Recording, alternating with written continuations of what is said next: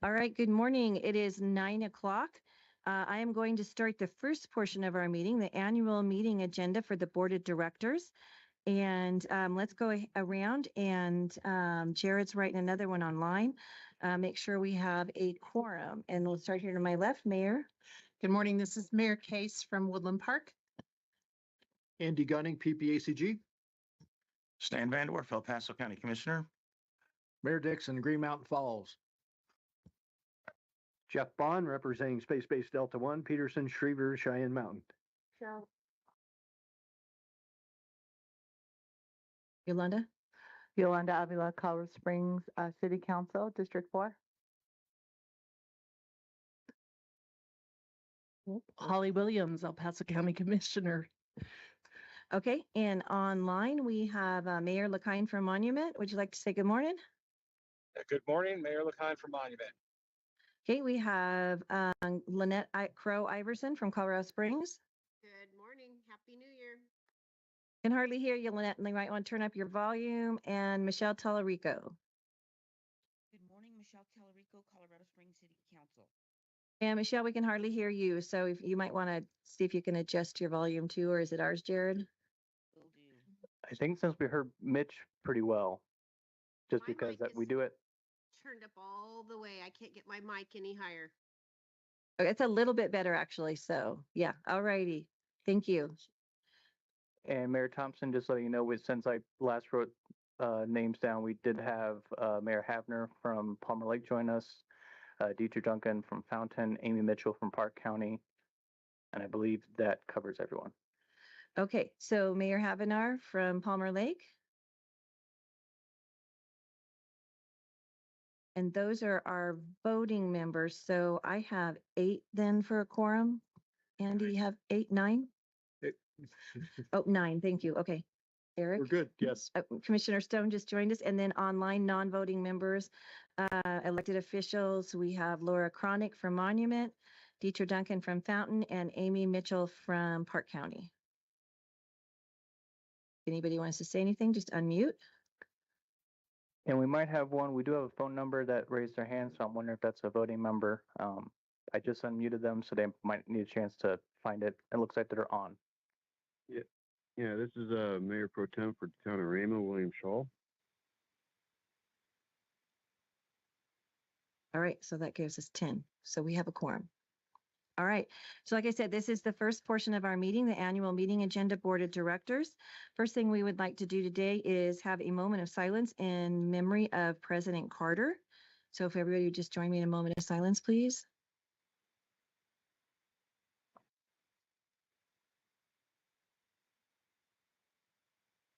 Thank you very much.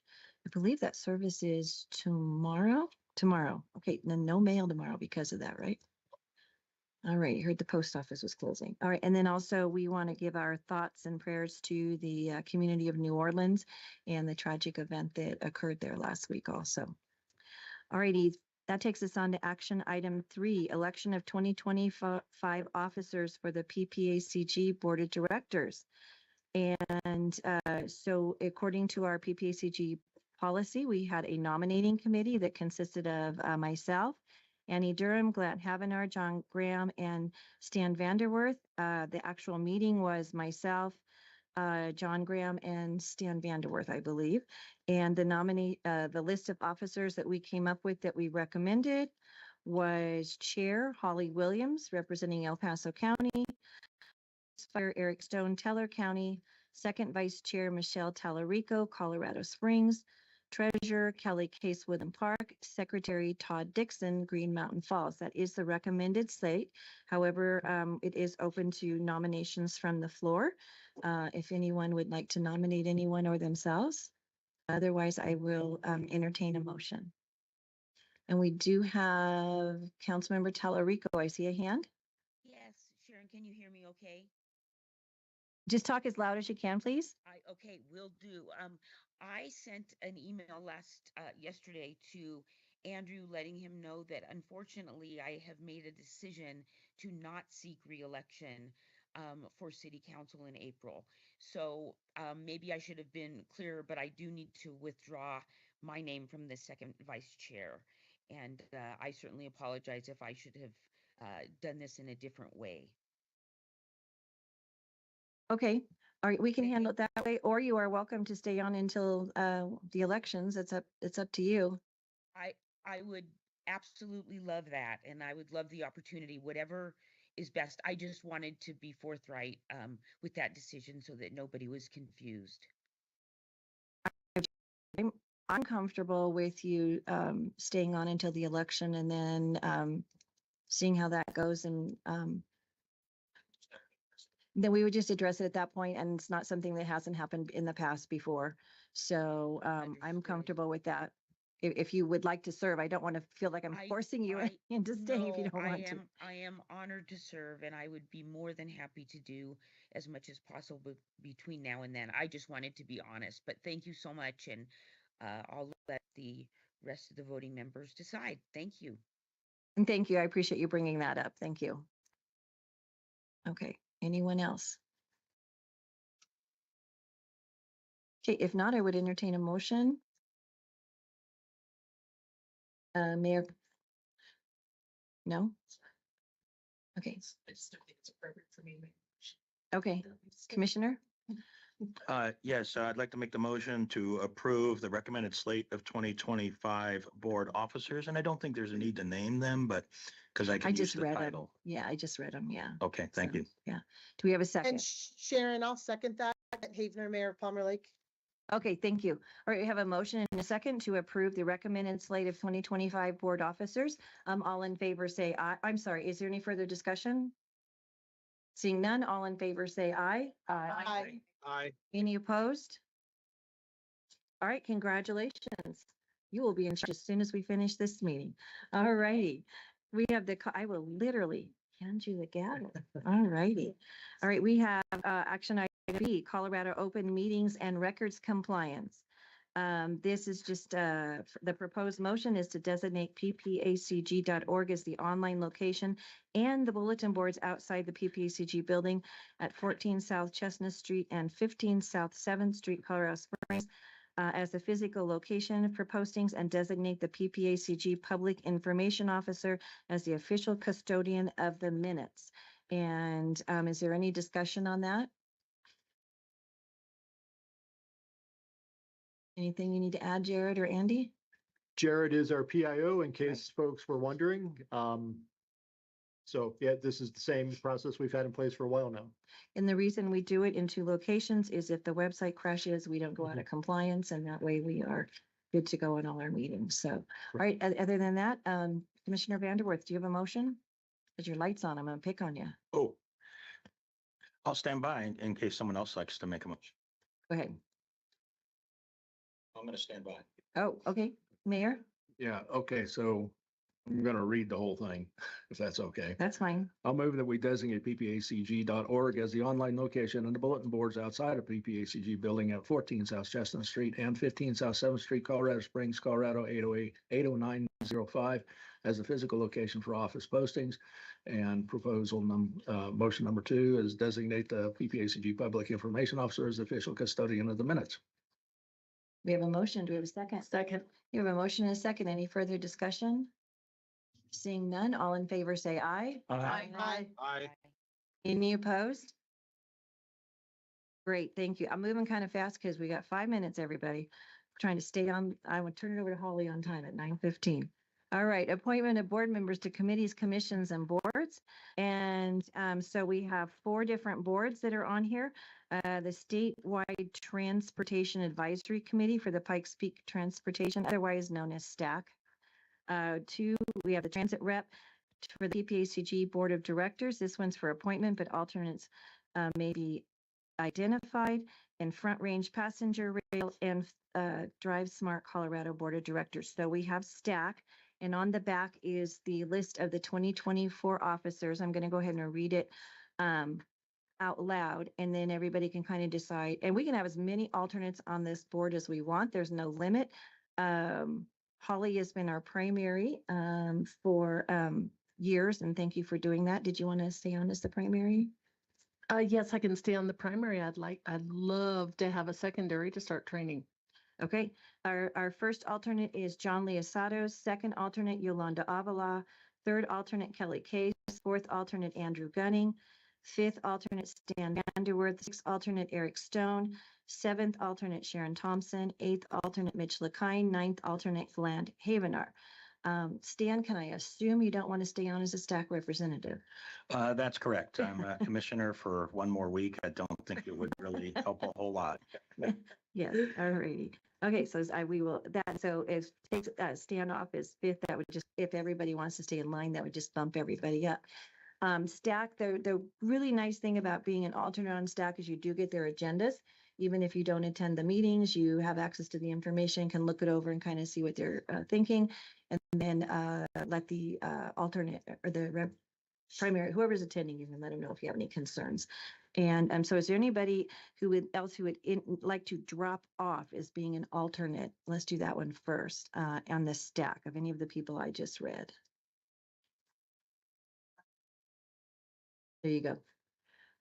Council. Not that I would drop off in April as well. I mean, Right. I could stay where I am. Okay, just stay until, yeah. All right, that sounds good. Okay. Is there anybody who would be interested in being added on as an alternate for STAC? Okay, hearing none, I propose that we just bump everybody, the 6th, 7th, and 8th up to taking Commissioner Vanderworth out there. And so that would be the proposed slate for those, for that one. Is that work? Okay, do we need a motion? Yes. Okay, so I'm going to make a motion that the 2025 board members and staff serving on STAC are proposed, just off the list I just read, just move everybody up, removing Commissioner Stan Vanderworth. So that's the motion. I'll Mayor second Dixon, that. Okay, we have a couple seconds.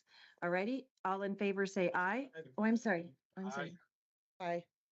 Aye. Can I make a comment anyway? Yes, go right ahead. Yeah, thank you, Madam Chair.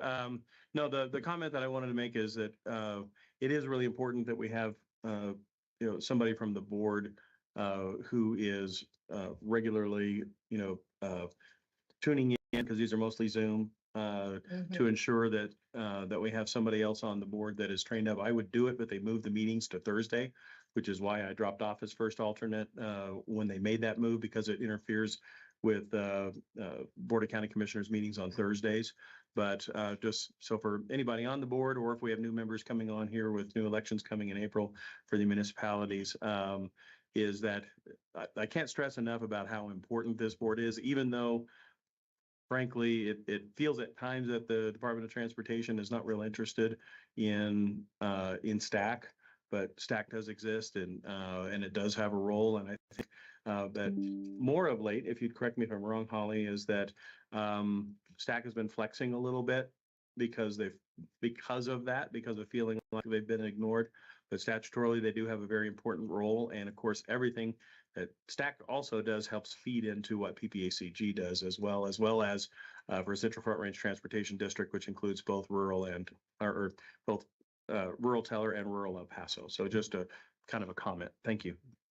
Totally agree with all the comments. When we get new commissioners next week, maybe one of them might want to also come on. And then also we'll be losing Dick Elsner. So Central Front Range, we'll have to add someone on. And that hopefully is taking place. Well, I guess it can't take place until they swear in new commissioners. So I guess I understand why they might have restrictions on, like being part of the executive board. I don't understand how they can have a restriction on who can serve as an appointed elected official representing PPACG. Because you keep saying I'm termed out for STAC. I thought you meant you're termed out for STAC. well, no, Okay, maybe I'm termed out in 2 years from STAC. got it. And Okay, I'd I wanted to- love to train someone other than Okay. John to be the chief rabble rouser. So, because John always makes us hungry with his Okay, got it. example. Okay, I want to make sure I was understanding it correctly because that wasn't making sense in my mind. Yes. Yes. Commissioner. Yeah, I just would like to know if that's an official title, Chief Rebel Rouser.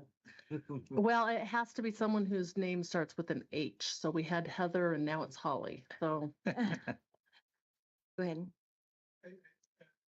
Madam Chair, members of the board, just wanted to make sure that there has been a change in the STAC rules as of 6 or 7 months ago. And again, it has to do with this whole sort of redistricting or the boundary changes. And they found that it was a problem that was happening up north, but because of that, they basically said, hey, we want to make sure that we don't have any one jurisdiction having more than one vote at STAC. And the only real sort of place where that could happen would be in Park and Teller counties, where you could have, say, Dick Elsner was the Central Front Range rep, and then then he was also representing us, or the Right. same sort of Right, jurisdiction. yeah. So that's the only thing. That's the only sort of caveat, is we just have to make sure that this new rule is followed, and there's nothing. Right. And Commissioner Williams is unique to PPACG, so we're cool. You're unique. You are unique. All right. Okay, so we're through with STAC. All righty, and so that takes us on to the transit representative to the PPACG Board of Directors. And Andy, is this the one that traditionally goes back and forth between Fountain and Colorado Springs because we're transit providers? Yes, And ma'am. Fountain was in the role in 2024, and we more than met that role with all the meetings I got to go to. I mean, yeah. With the long range transportation, but we more than met that. And so that would go back to Colorado Springs, and traditionally that's Councilmember Avila. And so are you interested in just doing that as being the primary on that, and I'd be the alternate again, as we just alternate it back and forth? And then we can get somebody ready for Right, when I leave. right. Yeah. yeah, I would move that Yolanda is the primary and Sharon is the secondary for 2025. Can we have a motion? Do we have a second? Second, Mayor Dixon. Okay, we have a motion and a second. All in favor, say aye. Aye. Aye. Any opposed? All right, if y'all ever start your own transit, let us know and we'll put you in the pool, right? All right, Front Range Passenger Rail District, we have one appointment and the person on that committee has been Councilmember Iverson Crow. Were you wanting to continue in that role? Yes, I would like to continue in that role. I believe I will probably be part of the leadership team moving forward this year. As Great. we've had a lot of changes and they need consistency. So I would prefer, if it's at the pleasure of the board, that I stay in that role. Okay, and that is one that has to be someone who lives in that district, who would be in that taxing district. Is that correct? That's correct. Yes. Okay, alrighty. And so the first alternate at this point is Mayor LaKind, and the second alternate is myself. Mayor LaKind, are you wanting to stay on as the first alternate? I'm fine with that. Okay, and I'm fine staying on as a second alternate night because we have those trains that kind of go right through our town, right? One quick item for clarification as well, though, Madam Chair, is that there's really not a true alternate that can vote in the Right. event that Councilmember Crow Iverson cannot make it. Right. So you get the materials, so you're in the loop as far as what's going on with the district. But there's no delegation where you could vote if the council member can't make it. Yeah, but we could at least have somebody there who could Yes. state their opinion. Sure. I am not getting those materials, so maybe we could follow up on that. Yes, we will So- do that. Yeah, I don't If believe it's a- I'm getting them either. We're not either, quite honestly. So we'll shore that up in here in 2025. Yes. okay, there you go. There's a new goal for you, Andy. All right. Okay, and so is there anybody else that lives in the Tastic district? I suppose we could make into that second another alternate, kind of like Stack, but like you say, we don't have any voting rights.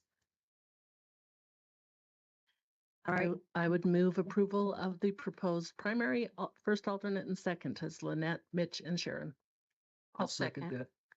all right, we got enough seconds for the room. Okay, any further discussion? Seeing none, all in favor say aye. Aye. Aye. Any opposed? All right, and that takes us on to appointment of the ex officio members to the Board of Directors. And Madam Chair, I feel this like I is new. skipped We've something. updated you're in the right spot. We updated the bylaws this past year to reflect the change in the stack representation to make sure it wasn't coming from both PPACG and from the Central Front Range TPR. And you may recall at the same time, we updated the membership as far as ex officio non-voting members to have it addressed during the annual meeting at this time for the balance of 2025. So a little bit different than how we've handled this in the past. But we've got the recommended lineup in the packet that's on the screen. And these are the members that we've had historically over the past couple of years. But it is possible for the board to mix this up and add other new members from other agencies if you so desire. Yeah, and ex officio means they're going to get the packet and be apprised what we're doing, and they're welcome to come sit at the table, but they're not a voting member. That's correct. Okay, so the proposal is Hannah Parsons as Transportation Commissioner, Shane Ferguson, CDOT, Keith Plain, Military Community, Joe Wyka, Fort Carson, Jeff Bond, Space Base Delta One, Colonel Dan Warner, United States Air Force Academy. Is there anyone else? I mean, we open it up to nominations, right? All right. So we need a motion to approve those as our ex officio members for 2025. So moved. I'll second John Grant. Okay, we have a motion and a second. Is there any further deliberation? All in favor, say aye. Aye. Aye. Aye. Hey, wait, I think I saw Jeff vote over there. No. Any opposed? Yeah, and we got to go back. I know, because I got to go back to Drive Smart. It's not on the, it is, but it's not on the agenda. That's what I'm trying to say. Okay, there we go. Drive Smart. Okay, the mission of Drive Smart is reduce number of trash crashes, and we have the Drive Smart director here. Thank you for coming today. I appreciate it. And in 2024, our board members for the Drive Smart board, the primary was Dick Elsner. And then we have Glant Havenar and Yolanda Avila. I think they're all primaries. And so Dick obviously is going off. Glant, did you and Yolanda want to stay on as members of the Drive Smart board? I'll stay on. Okay.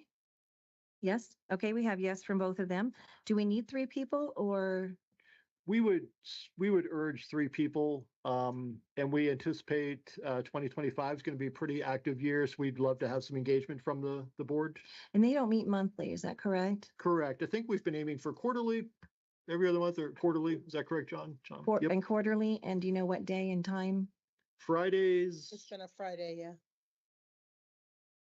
In the morning. Yeah, third Friday, typically around 9:30. Okay. Yes. Okay, so that's kind of a smaller commitment.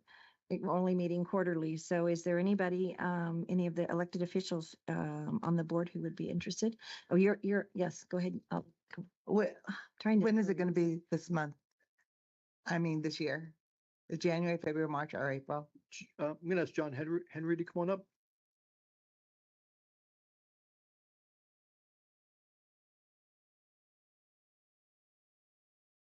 Good morning, John Henry, President DriveSmart Colorado.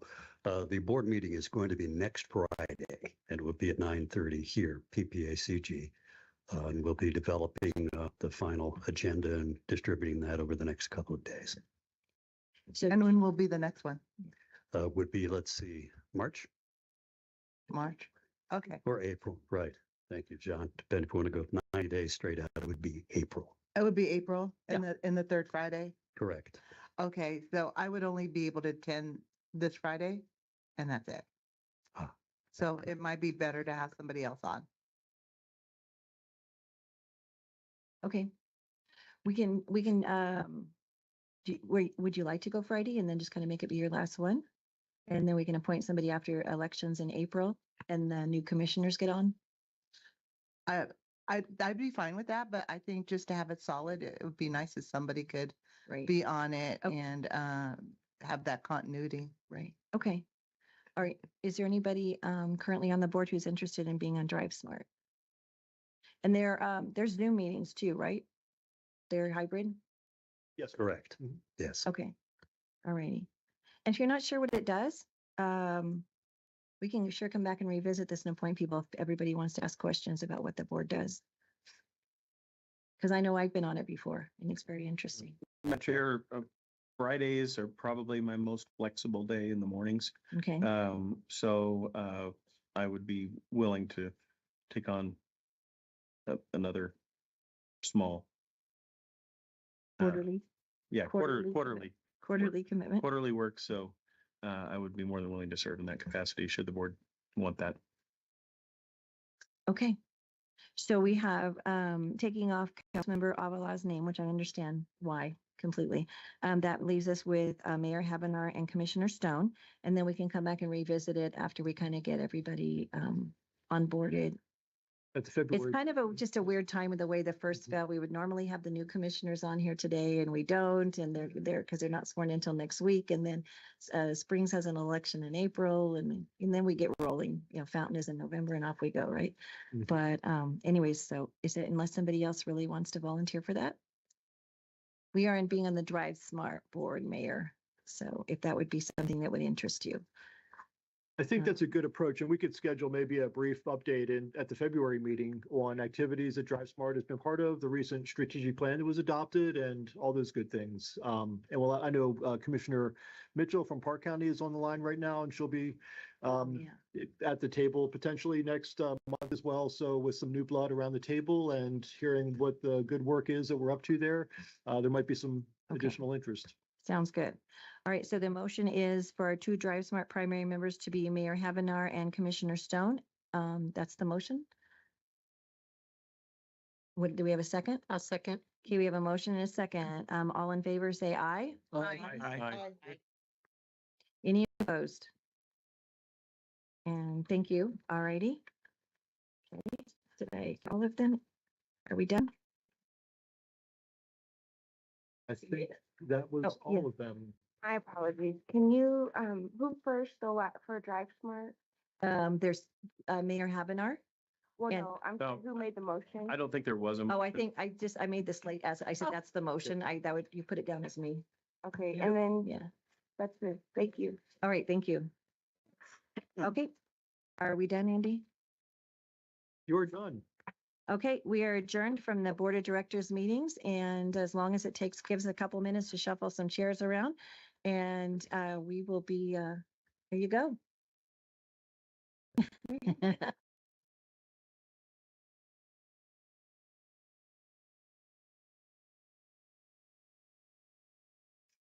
You don't have to go walking so far away from the front.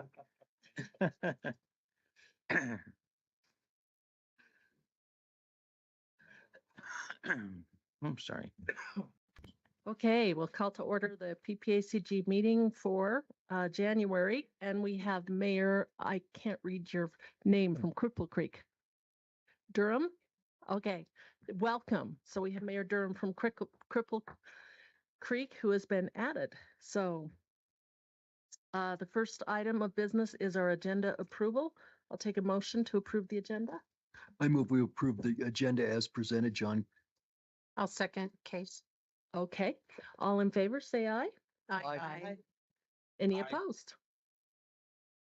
Okay, that passes unanimously. Public comments and presentations.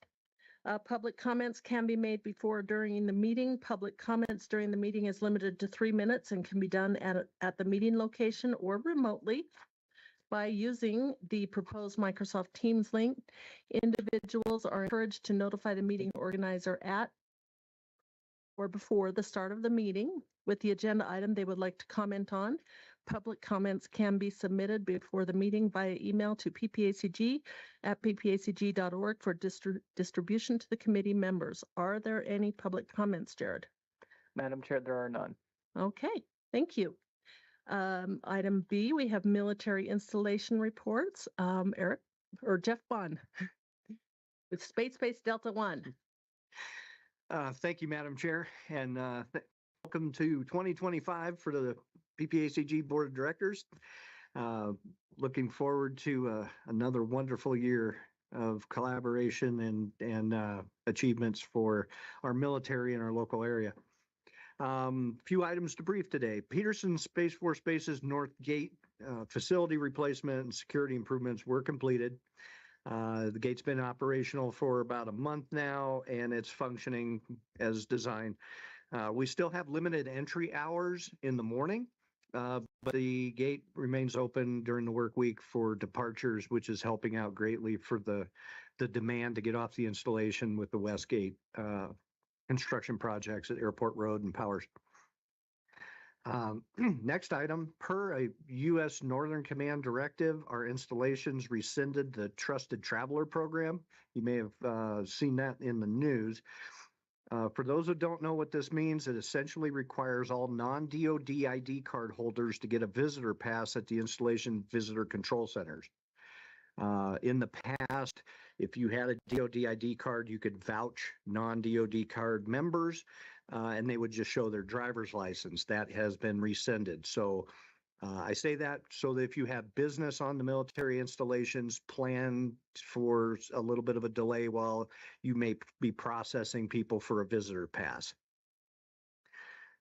Civic Leader DBIDS cards are being created this week. I expected to have some in my hands today, but with hope they'll get mailed out on Monday.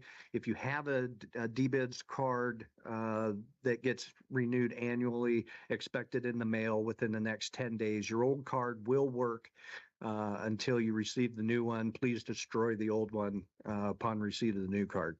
And if there's any problems, give me a call and I'll be happy to help it out.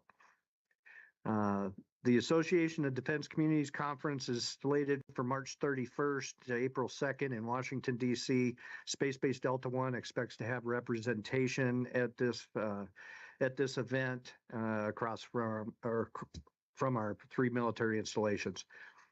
And finally, a note of thanks to Colorado Department of Transportation and the Colorado Springs Public Works Department, who continue to showcase exceptional communication and support for the Airport Road Powers Boulevard Interchange project. We'll call them hiccups that have arose, have been handled exceptionally well.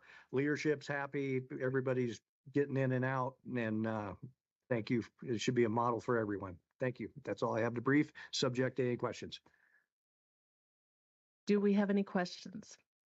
I assume getting onto the Air Force Academy for the basketball and football games will still be fairly easy somehow. I can't speak on behalf of the Air Force Academy. Let's hope Colonel Werner jumps in before we start having the games. Yes, I did have a phone call. I did not, I wasn't in the office when it happened, but I will find out some information on that so that we can know. So, because that's important. Go Navy, Air Force, and Army, and Space Force. Okay. Any other military installations online? Madam Chair, I don't recognize any of the names who are online as being from military members. If there's one that I missed, please use the raise hand function. But most of the staff I'm seeing on the line are either PPACG, CDOT, or otherwise known as not from military installation. Okay. Thank you. That concludes item number 3. Item number 4 is consent items. These items will be acted upon as a whole unless they are called for up by discussion by a board member or a citizen wishing to address the board. Are there any questions on the items on the consent calendar? Or comments? Okay. All right, I'll take a motion. I'll move to approve the consent items. I'll second John Graham. Okay, thank you. That's from our mayor's row over there. Yeah, Yeah. I'm an ex member. Yes. Okay, all in favor, say aye. Aye. Any opposed? Okay, thank you. All right, 5A, our long-range transportation plan release for public comment. Danelle Miller, Senior Transportation Plan, to do a summary for us. Thank you. Thank you for having me today. We've talked about this the past couple of months and here and there over the past 2 or 3 years. We've been developing the 2050 Pikes Peak Long Range Transportation Plan in coordination with our local jurisdictions, our Transportation Advisory Committee, the Regional Transportation Plan Advisory Committee, CDOT, and our other community members. In your packet today is the full long-range transportation plan to include the regional transit plan and also the specialized transportation plan for your consideration. And Nelson Nygaard will actually be providing a high-level presentation of that transit plan and specialized plan in just a moment here. We knew that that was a piece that you haven't seen in as much detail yet, so we wanted to make sure that our consultant was here, and MMT is also here to answer questions regarding those pieces. Following that presentation, we will be asking the board for permission to release this document for public comment. That'll be a 30-day public comment period. And during that time, we anticipate hosting 4, weather permitting, 4 in-house open houses, as well as a virtual open house online. Concurrently with this effort, we've been doing our state-required greenhouse gas modeling, which we presented to the Transportation Commission last month.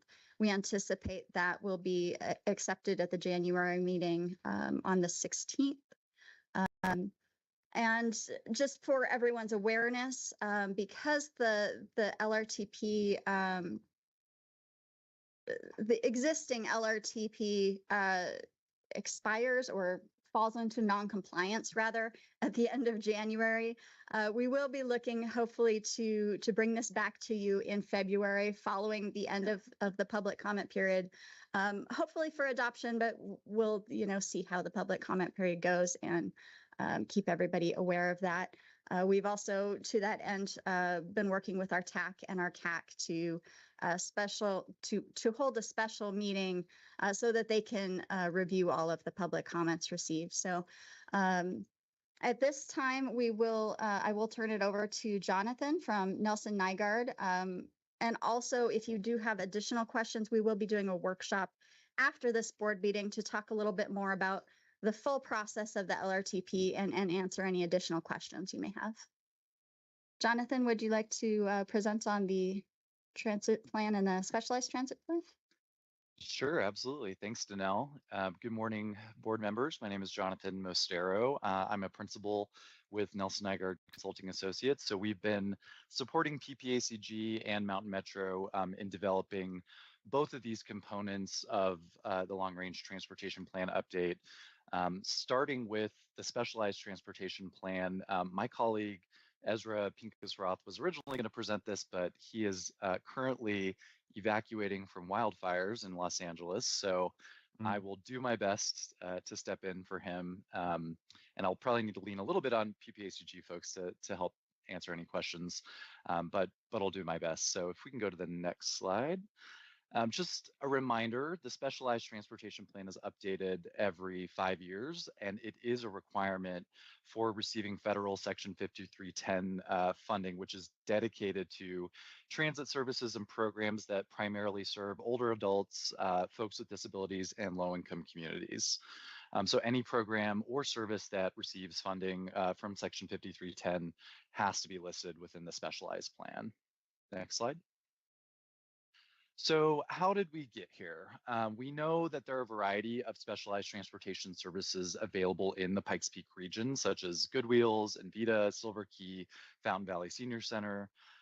Collectively, these entities provide more trips in the Pikes Peak region than Mountain Metro's complimentary ADA paratransit service, which is Metro Mobility. However, these services cannot keep up with current demand. In a region that is projected to be getting larger and older in population, that demand is only growing, not getting smaller. So even if Mountain Metro were to expand its transit service so that the required ADA paratransit service area expanded substantially, which is shown in the map on the right, and actually will be something we'll be getting into in the regional plan portion. Not everybody is always eligible to ride complimentary ADA paratransit service. So additional funding, additional coordination, and better customer service are all important things to consider to meet this future demand. Next slide. So there are multiple challenges ahead, and finding solutions is part of the specialized plan process. So in addition to presenting to you all here today and to other committees in the past, we've had multiple conversations with both providers and riders and other really interested members of the community, in addition to holding an open house for general public feedback on how we could improve coordination and delivery of services related to specialized transportation. We really kept this idea of putting riders first front of mind, but we also needed to consider the critical lens that not every rider is the same. We were really cognizant of some of the lessons and insights gained from previous planning efforts in this planning process, and ultimately our team developed strategies and priorities for the specialized plan that will be in effect for the next 5 years. So we want to quickly run through the primary strategies that are recommended in the plan and let you know how the riders can benefit from each one. So despite all the complexities behind specialized transportation and the different needs of different riders, the takeaway is simple. We need to meet those challenges in a more person-friendly system. And so these strategies are kind of listed in the 2050 plan and kind of aligned with the regional transit plan, sort of broken out into priority tiers, high priority and medium priority. We didn't actually identify any low priority strategies because we know everything is fairly important. So the first of these high priority strategies is to incrementally develop a one call, one click center. So there's two big parts of this incremental strategy. The first is to develop a shared intake form and a backend database of riders that could be shared amongst all of the providers in the region to the greatest extent possible. This first step has the potential to help riders save time by not having to register for specialized transportation for every single agency if they voluntarily agree their info to be shared the first time that they register. The second part of this strategy would be to establish, the front end element, which would be the piece that users would interact with, a front-facing, customer-friendly website and hotline for information and referrals. Again, this is an incremental journey. We suggest setting up this apparatus around information and referrals before committing to offering every possible service that could be offered, like direct ride bookings. Riders who visit this one-stop shop would save time and energy, that they might otherwise spend navigating multiple transportation services and options, and kind of coordinating with all of the various providers in the region individually. So one important note about that strategy is that this would require additional funding beyond what the region currently receives with their Section 5310 allocation of funding. So moving on to the next strategy that's listed Let's see, on we this have a slide. question. Oh, we have One a moment. question? Sure. Yeah. Councilmember Avila. Hi, I forgot, is it Jonathan? Yes. Yes, I was looking too. Okay, Jonathan. this is Yolanda Avila. Wasn't this tried before? I feel like we did a one-stop, maybe 8 years ago, maybe 9 years ago, and it kind of fell apart because there were HIPAA things going on and other legalities involved. And so I'm wondering how that's going to be different because I remember it went on for years and in the end, it didn't work. Do you know what I'm talking about? Yes, I am familiar with the previous, or we're familiar that there was a previous effort to have a one call, one click kind of approach. I might need to tag in either someone from PPACG or Mountain Metro to help kind of fill in the gaps on why that did not work and how, we've been cognizant of that previous experience, but I think there are some examples of this working in other regions, just logistically kind of approaching it perhaps in a slightly different way that I think we wanted to look to really make sure that this could be successful again, because this is a really, we've seen this as being a key approach that has really facilitated, folks who are using specialized transportation in a lot of other I regions use it, across. and so I remember there being such it was a mountain of bad reasons that it didn't work. So I've seen what happened then and lessons learned and what is going to be different to make this successful. I see incrementally that you're talking about that. I keep seeing I see, but not really. But anyway, I think they started incrementally as well. So I'm interested to hear what's being Okay, we said. have Mountain Metro, but it's not land. Yeah. So please introduce yourself. Just 1 second. Oh, and Mayor Thompson has a comment. Yeah, I'm sorry. That's okay. Yeah, because I understand. I was actually waiting till he finished, but Yolanda, that's fine. It's good to jump in. I remember this also because I was kind of part of that. A lot of it came down to proprietary information that people didn't want to share, and there being no guarantee of where your information would go. So if it fell apart, you wouldn't get your information back. You'd have to start all over again. I'm super hopeful personally with Lon and you in charge this time that maybe we can overcome some of that hostility. I don't know how else to say it, that was kind of there, that kind of impeded it. I feel like the 3 providers, Envita, Silver Key, and Fountain Valley Senior Center, were pretty much at the table trying to get this done, and it kind of figured it out themselves. Part of the issue became people wanting to not take rides that were deadhead rides and dumping them off on the smaller providers and not necessarily doing what the intent was, that didn't matter who took you and who picked you up. And so when it came down to people felt like they weren't being appropriately compensated and getting an unfair amount of a deadhead ride, for those of you who might not know, is you drop somebody off and there's nobody to pick up at the other end. So you might drive 30 miles to drop somebody off, and then you just turn around and drive 30 miles back to where you came from. And so it's not cost effective because you only get paid for the time the person's in the vehicle, right? So if you have an empty ride on the way back. And so I think that kind of became an issue, and I'd really like to know how, and maybe today isn't the time and the place for this, but I'd really like to know how we're going to get over kind of that hurdle with it, and people feeling like they are fairly treated within the system, the providers. So, and I think Councilmember Avila has another. That might be a good topic to have for our next meeting, for the transit meeting. Hello, I'm Kevin Teagarden, Senior Transit Planner with Mountain Metro Transit. Yes, hello. There we go. I'm Kevin Teagarden, Senior Transit Planner with Mountain Metro Transit. Yes, I'll add a comment to that so everybody's correct. That was previously attempted before, and it didn't work as intended. So this is being identified still as one of the highest priorities here for us to reinvestigate and take a look at how we can overcome the previous challenges that we had and make sure we can get a system that works.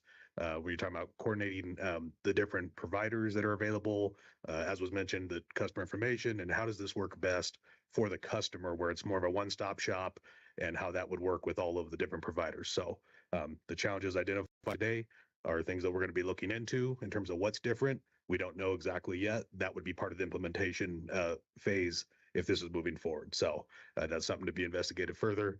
And yeah, we definitely need some additional discussion to overcome those challenges. Thank you. Great. Yeah, Commissioner those are. Vanderwerf. Oh, go ahead. Yes, thank you. So I appreciate, the conversation here about the challenges that took place in the past. I can tell you that I personally experienced this also in an environment when I was in the Department of Defense, and we were trying to coordinate about 20 different organizations that were working in the electronic warfare sphere, and all of them had their own budgets, all of them had their own authorities, all of them had their own mission requirements. And the problem is that they were sometimes working cross purposes with each other because they had their own equities and they had challenges having an interest in actually talking to each other. So we ended up being able to produce a working group that got everybody together. It was incredibly contentious, but one of the key going in positions that allowed it to be successful, and I was the commander of the Electronic Warfare Program Office that was designated with the responsibility of holding this together so that the generals could feel like they were going forward with something, is if you just made one sentence about, we want to integrate your priorities or integrate your budgets or integrate your mission or integrate any of their equities, they would walk. Period. Dot. So I think what you need to do in trying to go forward with redoing this is take that as a going in position.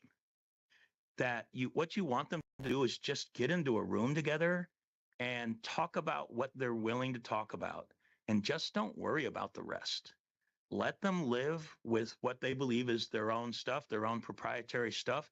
In some respects, these people are competing against each other.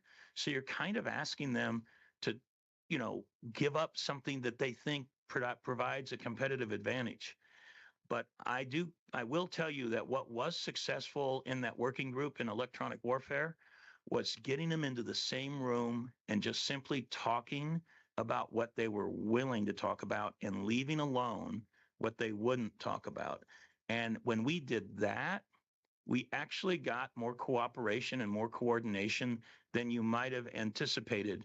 But the only formal part was the working group, and it literally had to be negotiated and signed by these different equities. And then you just had to let the meeting go where they were willing to go and go no further than that, not even try to go past that. So I would encourage an approach like that. And just don't get too hung up about trying to go too far to try to deliver something integrated, because they'll walk. I promise you they'll walk. And that's a comment I'd like to make, because I'd been there with personal experience, and it was not easy. But it did deliver good outcomes in the end when you had a going in position about not taking any equities from anybody. Thank you. Okay, any additional comments before we go back to Mr. Jonathan Misters? Okay, let's go back to our presentation. Thank you very much. Yeah, appreciate those questions. That's fantastic. And I will note that we're kind of covering these at a high level, and in the plan document, which, I believe is an appendix to the long range plan, there are additional ideas about details for implementation. So I think some of these questions may also be addressed in that portion of the document. So moving on to the next strategy that's listed here, coordinate with providers to help secure funding for right-sized, shared, and well-maintained vehicles that meet ridership needs. So the onboard experience, could be more comfortable for riders. For example, if you're the only person being picked up and dropped off one morning, you may be more likely to hop into an accessible minivan than having to get on a bigger, louder, potentially empty cutaway vehicle. So the idea here would be to help making sure that those vehicles are really sized for the ridership demands that are being generated for specialized transportation needs. So again, vehicle purchases similar to that one call, one click center would require additional funding beyond the existing Section 5310 funds. Now, the remainder of the strategies that we have listed here have the potential to be relatively lower costs. So the last one on this slide is commission mobility services under improved standards of care. The ideal is more consistency, efficiency, and reliability through streamlined operations, which could help improve customer experience. So under this strategy, specialized transportation services would work with PPACG with a mutual commitment to monitoring and evaluating service based on clear and measurable performance measures beyond just the number of rides. And this could include, customer wait times, vehicle dwell times as they wait for riders, the number of riders making connections to other transportation services, and potentially the number of riders reporting that specialized transportation provided is their only mobility option for that particular trip purpose or that particular location. So these would really be helpful insights into how specialized transportation providers are continuing to meet the current needs and be relevant in an evolving and growing region. Next slide.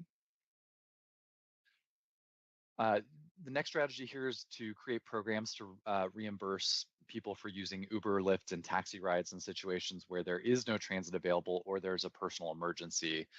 So in certain situations, where a person with special needs living outside the MMT paratransit coverage area has to hire a curb-to-curb service on short notice, like when there's a new appointment for a doctor's visit that suddenly comes up, it may not cost as much as it would cost for somebody who has the means and ability to get to a fixed bus route. And then the last strategy listed here is to consolidate the resources and explore training options for drivers. So riders on any specialized or paratransit service would know the level of customer service and commitment to safety would be the same across all providers. So this was an idea that at our final stakeholder meeting earlier this year, we were really happy to see that a lot of the providers in the room were already talking about sharing resources and information. So this strategy is really just encouraging that effort to be more formalized. All right, I think that brings us to the last slide in this section. And so that's the list of strategies for specialized transportation. I'll reiterate that a lot of these are ideas that have been implemented in a variety of similar regions across the country. So in the report, we've kind of added some of the important implementation details and experiences from a lot of those regions with some recommendations for how to actually make this a reality for the Pikes Peak area. So, please, check out the plan to get those details and information. And I'll be available in the workshop to answer what questions I can, and with some support from PPACG and Mountain Metro to help answer any further questions that you may have about the specialized plan. Okay, thank you very much. And now we go on to the next. Oh, I'm sorry. Mayor Thompson. Thank you. I want to make sure when we're having these works, first of all, I'd love to be included because I live in the world too. like to make sure that I know we need to include the open transportation plans, which are the ones that will deal with anybody.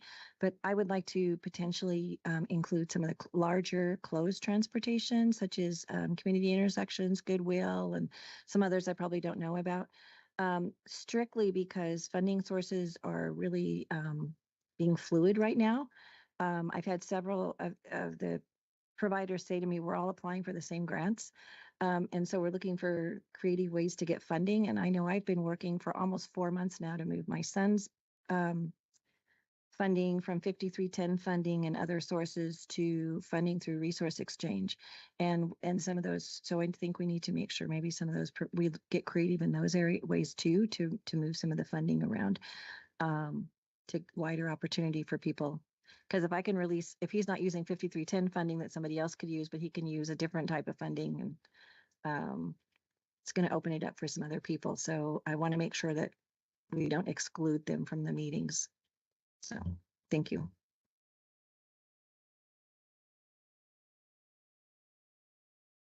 Okay, any further comments? And then I think we have another presentation. Okay. Right. So this is the presentation I was originally on deck to present. So I'll probably be a little bit more able to answer questions as they come up either now or in the workshop after the meeting. So this portion of the presentation is about the regional transit plan. And so the regional transit plan kind of covers the more fixed route bus service primarily that Mountain Metro operates within the region in addition to the city of Fountain. So next slide. Really, the impetus for creating this 2050 transit vision is that we know that today's transit service is pretty limited in where it goes and how often it operates. And this is particularly an acute challenge given the expected growth in the region. I wouldn't focus too much on the exact numbers here since we were putting this together before a lot of the demographic forecasting had been updated for the 2050 plan, but the story is still the same. There's a fairly robust both population and job growth expected within the Pikes Peak region over the next 25 years. And this growth is happening even despite the fact that large parts of the region that are already developed do not have access to a regular fixed route bus service today. So if we're going to improve mobility for the region, especially for folks that rely on transit, we need a roadmap for how to do that. Next slide. So we, in developing the 2050 transit vision, we really relied on a lot of previous work that really set the stage for some really great direction on how transit could be improved in the region, both from the 2045 long-range transportation plan, which included a 2045 transit plan, as well as the City of Colorado Springs Connect COS effort. In both of these planning processes, we saw this acknowledgement of the importance of core transit corridors, so areas where we could really focus transit investment to kind of serve the highest demand. There were other corridors also identified for service upgrades, in a lot of cases sort of filling in these gaps. Especially in the case of Connect COS, an acknowledgement of expanding geographic coverage for transit, especially to meet growth that's happening both to the north, to the east, and to the south as well. And all of this in both plans, we saw strong support for the enhanced transit service through additional capital facility investments, things like transit centers, park and rides, et cetera. Next slide. We also used a lot of community and stakeholder feedback to help shape this vision. So some of the key themes that we heard from our stakeholder focus groups and advisory committees that we convened for this plan were to create a plan that's really aspirational, but also actionable. So a plan that really responds to the region's expected growth and development. We wanted, the stakeholders kind of wanted to see a plan that connected transit to regional destinations, especially the airport, higher education institutions, and military installations. We wanted a plan that really improved connectivity to downtown Colorado Springs for modes beyond just a single occupant vehicle. And then also ensuring that residents have access to transit when commuting to and from quality jobs to help grow the region's workforce. I think this was a particularly a theme that we heard particularly strongly when it comes to tying, affordable housing to job access. So next slide. Putting that all together, we identified a few key themes for the transit vision. So as I mentioned, building on previous efforts, identifying a really high quality transit network that will focus on enhancing ridership. So really, where can we serve the highest latent demand for transit in the region?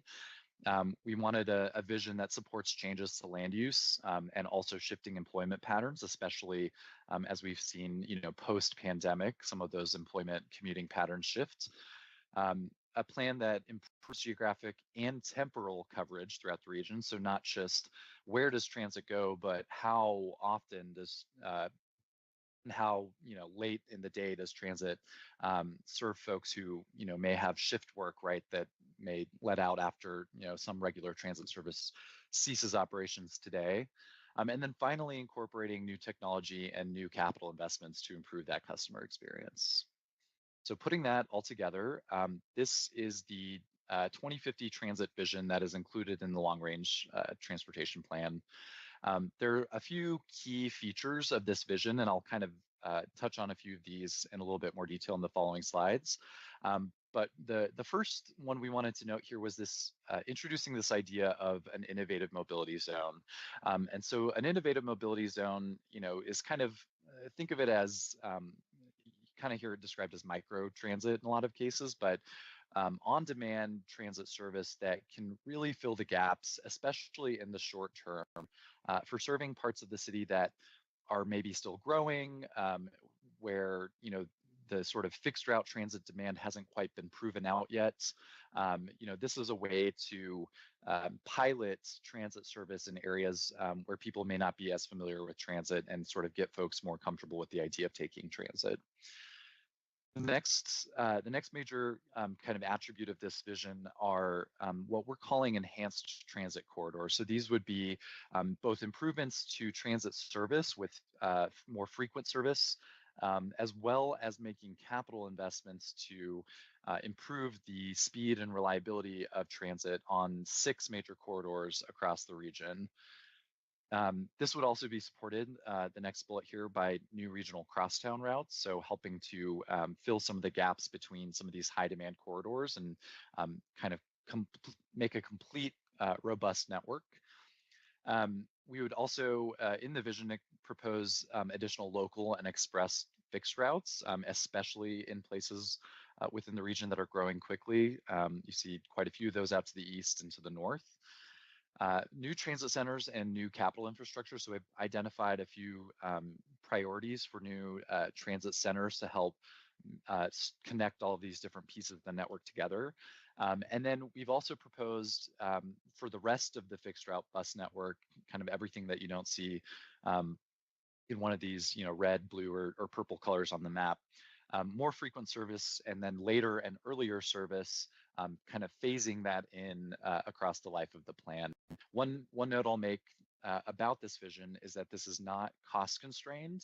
Our approach was to identify the needs and really sort of design this aspirational network that can meet the needs out to 2050, and also provide a sort of roadmap for regional stakeholders to use to help pursue additional funding to help make this a reality. So on the next slide, what we've done is use a prioritization process. Okay, Mayor Thompson has a question. Sure. Sorry. Yep. No problem. On the previous slide, or actually it's on this slide too.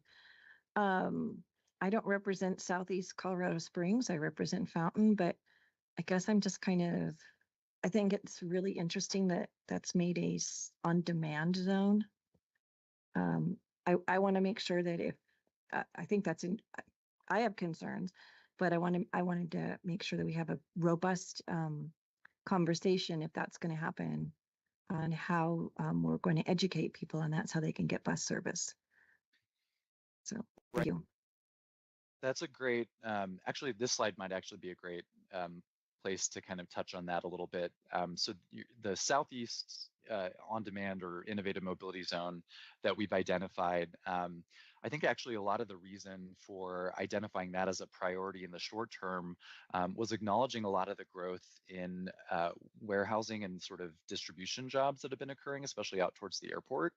So not necessarily replacing any of the fixed route bus service that's happening or that's on the ground today, but seeing if there could be ways to better augment the existing Mountain Metro service to meet some of those really unique needs of those employees. We've seen nationally and especially regionally, this is a big conversation in the Denver metro area as well. These new sort of industrial job centers, especially with facilities like Amazon, right, where there's shift workers that maybe starting or even ending their shifts before or after fixed route transit service is operating. And so kind of using this approach of this on-demand service to supplement that fixed route service instead of replacing it to help connect folks to and from their jobs a little bit better that was really kind of the main goal for that particular innovative mobility zone. Commissioner Stone first and then Commissioner Vanderwerf. Yeah, thank you, Madam Chair. Just a question, just for kind of my understanding in that 2050 vision that was on, I think, the previous slide, is, and by the way, it's Commissioner Stone, Teller County, is, I see in there that, you've got routes going, all the way up to Monument, routes going all the way out to Falcon. And I'm just wondering from a data standpoint and a need standpoint, whether or not they looked at the Ute Pass, whether or not they looked at Teller County and the potential transit needs and the changes in the marketplace up there over time. I think the latest data that I've seen is that about 65% of the people in Teller County work in El Paso County. And that in addition to that, we have a college up there which didn't exist 10 years ago, and this in the same way that it does. You've got probably 1,500 to 2,000 students, some of which who live in Colorado Springs, others live up there. They have over 500 employees, some of which live up there, but a lot live down here. And I just wonder if the needs have been looked at on that. I know 15, 20 years ago, there was kind of a pilot bus program that I don't know who did that, whether it was Mountain Metro or somebody else between Woodland Park and downtown Colorado Springs. But my question is basically, has it been looked into as to whether or not there is a need? I don't know what those transit behaviors are these days, but for folks going from essentially from Woodland Park down, but that's like the key point to where everybody has to go through would be Woodland Park. So I guess that's the question: is going west ever been a consideration? Even in your comments, you said growth north, south, and east, but not west. And although the growth hasn't been as explosive as Falcon or Monument, the business growth has been significant, especially with the college. But any thoughts on that, or any information on that from your group? Yeah, that's a point well taken. We did sort of think a little bit more regionally in our needs assessment. So when we were looking at kind of existing conditions and sort of expected conditions, which is one of the chapters of the regional transit plan, we did kind of zoom out a little bit to a more regional scale. I believe, and I might maybe see if Danelle can fill me in on this, but there's a sort of third component of the sort of transit vision for the region that's also sort of happening in parallel. That's sort of working more in coordination with CDOT on their transit connection study. And I think in that process, there is a little bit more broad sort of regional consideration for future transit services that I do believe include Woodland Park. Our focus was really more on the Mountain Metro kind of service area and maybe the most logical sort of next expansion. And so we didn't as directly address some of that transit demand that could be there out to the west.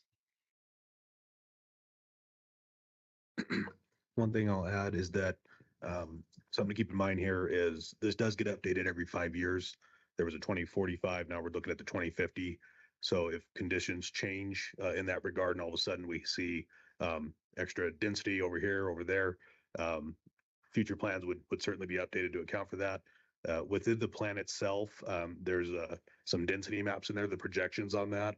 It looked like most of the kind of population employment was north and east, generally speaking, with those density maps. And that's I don't think that's necessarily in this presentation, but within the plan itself. So that's, and Jonathan, correct me if I'm wrong, but is that what those density maps and the data pointed to?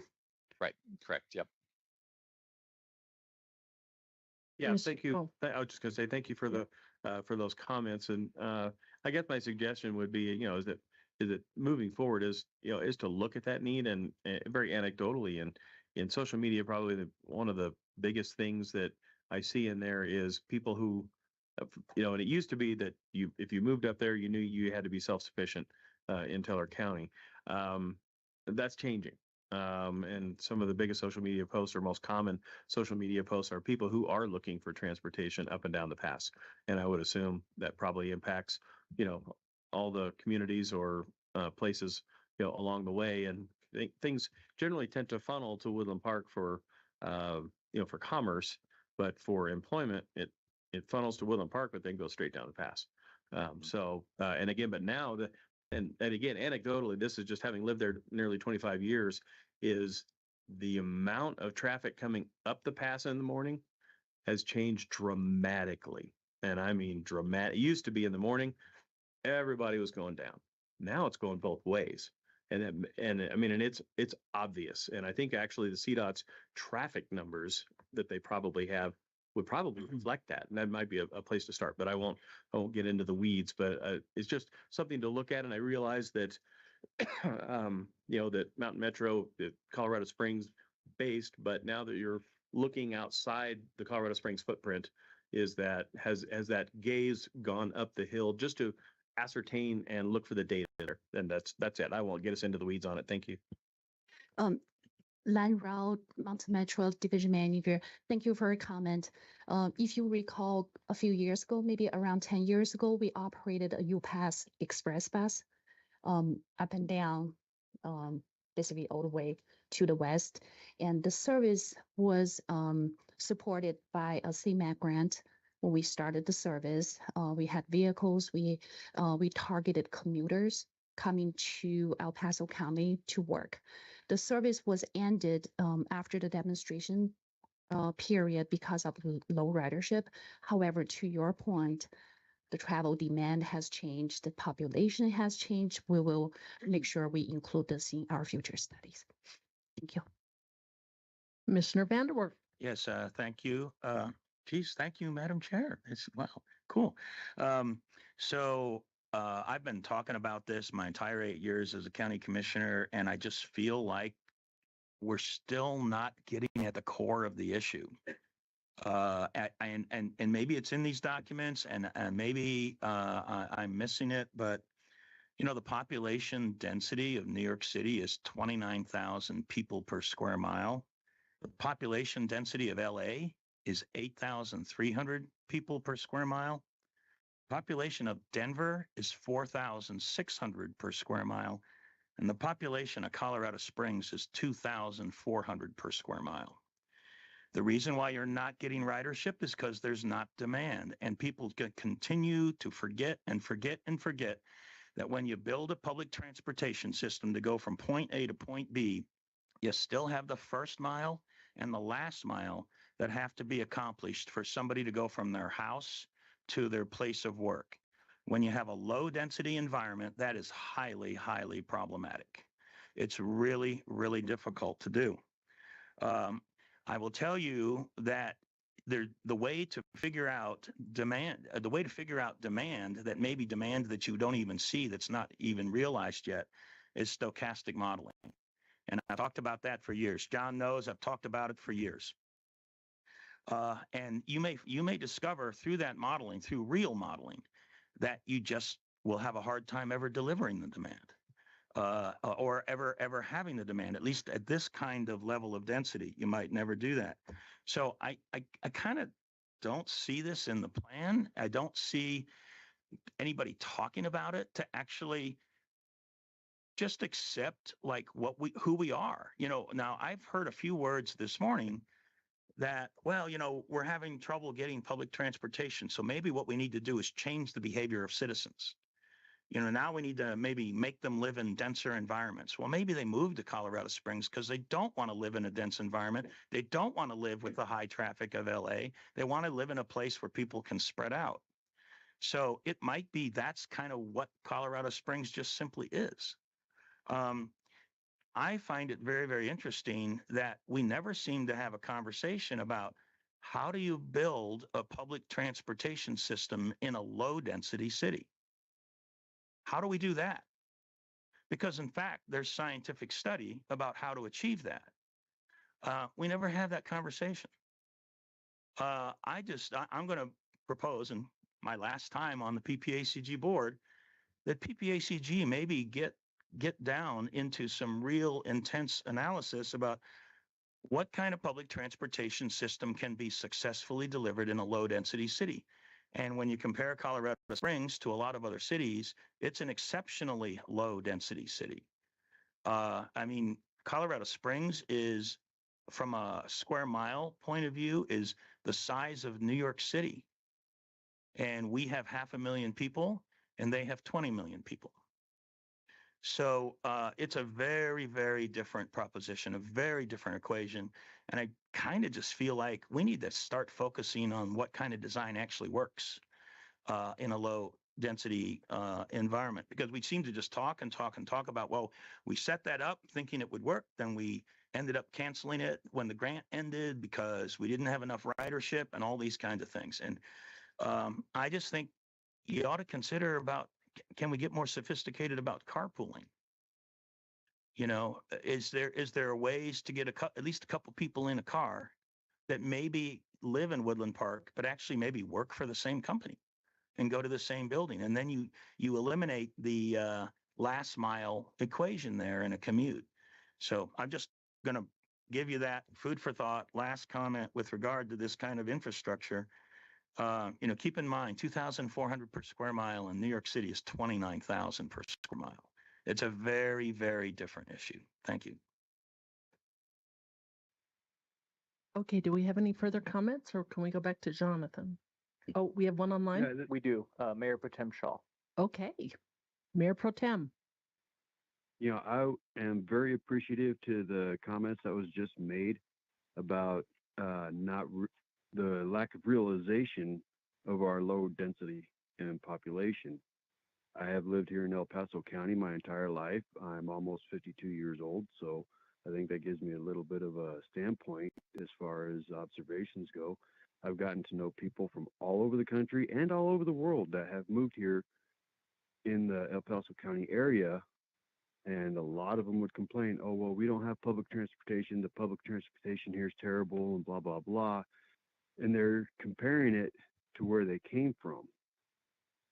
And, my response to them is rather abrasive.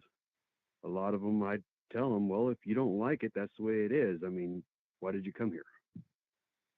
A lot of people came here for room to breathe, to get away from a neighbor standing on top of them, and that's part of the downfall of coming to a lower populated area.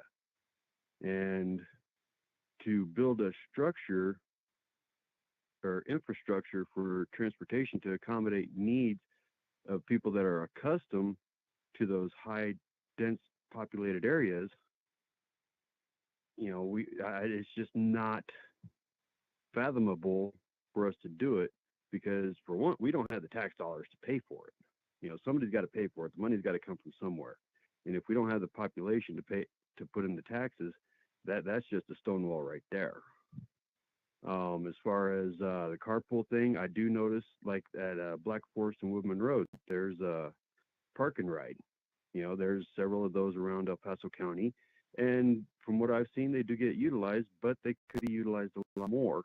And if the public was more aware of those functions and who they work with in their general area, maybe that can be promoted on. And maybe that's an angle that we have to look at. Thank you. That's all I got. All right, thank you. We need to go back to Jonathan. I appreciate those comments. I think actually, if you go to the next slide on sort of walking through the next few slides, kind of walk through the way that we prioritize some of these recommendations for improvements, sort of acknowledging, I think a lot of what was just said, right, about sort of the current state of demand in the region, right?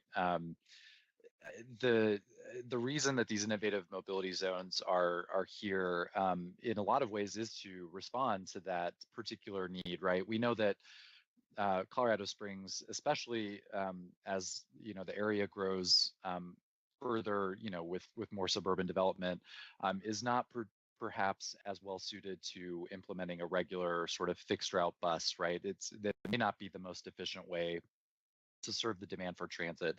And so, piloting these innovative mobility zones, which may actually be the right solution in the long term as well, in a few key areas, we see as a really important first step to really meet some of the needs of folks who are still living in these areas who may need transit service, but, for whatever reason may not be eligible for specialized transportation services, right? And so the other innovative mobility zone that we have listed in the short-term priorities is this Northeast zone, really to kind of acknowledge this as being one of the biggest existing gaps in transit coverage, but perhaps an untested market that this innovative mobility zone could help Mountain Metro and PPACG suss out exactly how much demand exists for potentially upgrading that service in the future. At the same time, even though the region as a whole is predominantly lower density, there are a few key corridors that do have fairly robust density and transit demand as kind of exhibited with existing bus ridership. I mean, one of the most prominent of those would be the Academy Boulevard corridor, and also the Platte Avenue corridor. Both of these have been acknowledged in City of Colorado Springs efforts and Mountain Metro efforts as really high priority transit corridors. And so we've recommended that these would probably be the most logical corridors to advance for both additional service and capital investments that could help buses get to where they're going faster and be a more appealing choice for riders who may have a choice in whether they get on a bus or not. And then the last sort of individual project I'll note here is sort of a more conceptual idea of exploring the feasibility of a shuttle between Garden of the Gods and Manitou Springs, kind of serving some of the key tourism destinations within the region with a more robust transit option than currently exists today. The last kind of discrete project in the short term is upgrading the Voyager Transfer Center. So acknowledging that this is already an important transfer center for Mountain Metro buses and routes that lacks a lot of sort of basic amenities of transit centers, especially for bus operators. So making those capital improvements to not only facilitate the passenger experience, but also making sure that operators are comfortable as they wait for their next shift is another key feature of that project. You'll also notice that a lot of the routes that are currently in operation for Mountain Metro are shaded in green here. We think one of the lowest hanging fruits actually in the short term is to expand the span of service, especially on Sundays. Really, this would help address kind of a key gap especially for employees who may get out of work after 6-7 o'clock when a lot of the services currently end on Sunday, and I think this is something that Mountain Metro is already advancing. So it's one thing we wanted to acknowledge. Next slide. In the midterm, again, we'd continue to expand innovative mobility zones and also make enhancements to frequency and span of service on existing bus routes. Sort of, again, trying to match the service provision to demand to the best extent possible, while at the same time advancing additional enhanced transit corridor projects, Nevada, both north and south, and then also the Colorado Avenue corridor to the west, to Manitou. And then we'd also, in this phase, start to explore, depending on the outcomes of some of these innovative mobility zones and being piloted, expanding fixed route transit to places to the east in particular. And then the last slide here for long-term priorities. You can go to the next slide. Great. Again, this would just implement the full vision, continue to make enhancements to existing bus service while expanding fixed route service, given the outcomes of those pilot projects for those innovative mobility zones. And also looking at expanding express service to Falcon and Monument in particular. I think next slide. I think that's it. I think that's it. Yeah. So Okay. happy to answer any questions now, or I'll be sticking around. I think with your workshop that's coming up later this morning, and happy to answer any questions there as well. Thank you. Are there any additional questions at this time other than how we're going to implement self-driving cars? We don't have to address that, but that would open up a whole new realm of transportation. So any other questions? Thank you very much, Jonathan, for your presentation. We greatly appreciate it. All right, so that is an action item. I believe the action is that we need to open up the long-term plan for public comment now. So I will. So moved. Thank you. I'll take a second. Second. All right, that's been moved and seconded. All in favor, say aye. Aye. Any opposed? Okay, thank you very much. Our next item is our annual safety targets adoption by Danelle Miller for PPACG. Yes, thank you for having me again. This item was previously presented to the board as an information item in December. And what we're asking for today is every year the state sets safety targets for the state as a whole. As we as the MPO are required to either then support those targets or develop our own. Traditionally here at PPACG, we have supported the state targets. And just for clarification, these are not aspirational targets. These are based on 5-year trend data. So Jared actually has the slide up here with the targets that we would be setting or would be supporting for calendar year 25. The fatalities is 740. The fatality rate per 100 million vehicle miles traveled is 1.363. The number of serious injuries is 3,640. The serious injury rate, again, per 100 million vehicle miles traveled is 6.701. And then the number of non-motorized fatalities and serious injuries is 659. And I did want to address a couple of questions that board members had previously. We reached out to David Swenka at CDOT. Commissioner Stone, you had asked at the December meeting about the rise in e-bikes and scooters and whether or not they were contributing to the rise in the non-motorized fatalities and the serious injuries. So what we heard back from CDOT was that crash data didn't start including scooters until about 2021. And there is actually an increase in those scooter serious injury related crashes between those years. It was about 15 in 2021. It was 53 in 2023. So there actually is a little bit of a correlation there. The e-bike, we don't know yet. Right now, the data that is collected doesn't differentiate between bikes and e-bikes. So that may be something that we can tell in the future, but as of right now, we don't have that data. One other thing that was asked, Councilmember Avila asked at the workshop last Friday, whether legislation such as the new seatbelt, or not, well, the child seatbelt law, but also the hands-free law, were taken into account with these targets. And they were not. CDOT told us they typically don't take into account new law changes into the trend analysis. They do anticipate that that will, create changes in the future.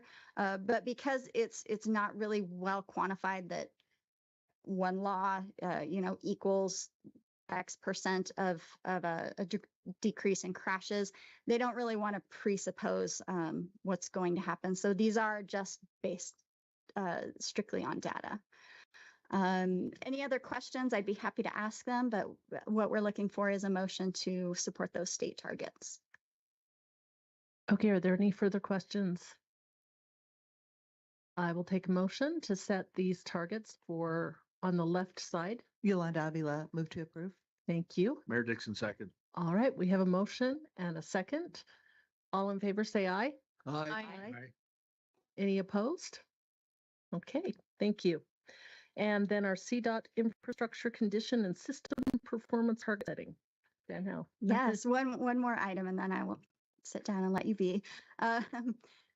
This again is a follow-up on an informational item that Jacob Kirshner from CDOT was here last month to provide a presentation on. On slide 4 here, again, as the MPO, we need to either support the state targets or set our own. What we're asking for today is really just the state has made an adjustment to one target, and that is the percentage of national highway system bridges in good condition. The previous 4-year target was above or at 36%. The state has chosen to adjust that target up to 38.5%. And the reason why is that we are already, both as a state and as a region, exceeding that 36% target. So right now in the state, as of 24 data, 37.3% of NHS bridges were classified in good condition. Within the PPACG region, that was 36.13%. So that's why the state has chosen to adjust that target. And that's why we are here to ask you all to support that target as well. Commissioner Vanderwerf. Yes, thank you, Madam Chair. I have no objection to that change, but I just, I don't know, I'm just feisty today. I'd like to offer a word of caution about that. Why in the world are we changing a requirement because the actual physical environment can support it? I mean, do we end up like 5 years from now, the number of good bridges in Colorado is at 33%, so then we just adjust the target to 33% then? Or what if the number of good bridges in Colorado was at 45%? Do we adjust it to 45%?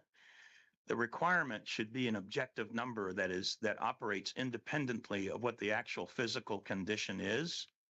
Because if they don't operate independently, then we're just simply making the requirement whatever we got.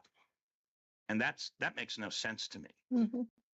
If the requirement to meet a certain fatality number was 72% good bridges and we're well below it, we should know that. We should know that number, and then it gives us something to strive for, to work on. But when we're adjusting the requirement up and down based on what the physical condition of the bridges are, that means we don't have a requirement. That's actually what that means. I'm happy to support it. I mean, it's just a couple percent, but I just want to offer a word of caution. It doesn't make any sense to me to adjust the requirement to what the highways are. And apologies, that's my misspeaking. The target is still set based on the trend data.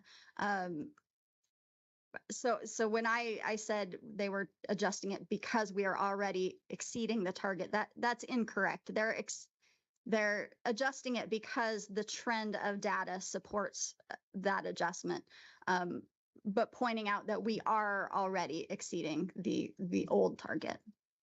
Okay. Okay. If there's no further questions, we'll take a motion to set these performance period adjustments. Madam Chair, there is a hand raised from Mayor Pro Tem Shaw. Oh, okay. Mayor Pro Tem Shaw. Yeah, I was just in support of the recent comment that was just made. You know, if we keep fluctuating the standards and lowering the standards, some may think this is abrasive, but I think that's nothing more but a breeding ground for underachievement. And I always have prided myself on looking farther to see how much better we can get. And if we keep fluctuating the standards, where's that going to lead the mentality of the next generation? That because they don't feel like getting up in the morning and putting the work in, they should be rewarded for it. It's just a mass domino effect is what I see out of that. And, sorry if I offend anybody, but that's just a blatant perspective that I have as far as moving forward and actually making progress in our society. So that's all I got. Thank you. All right.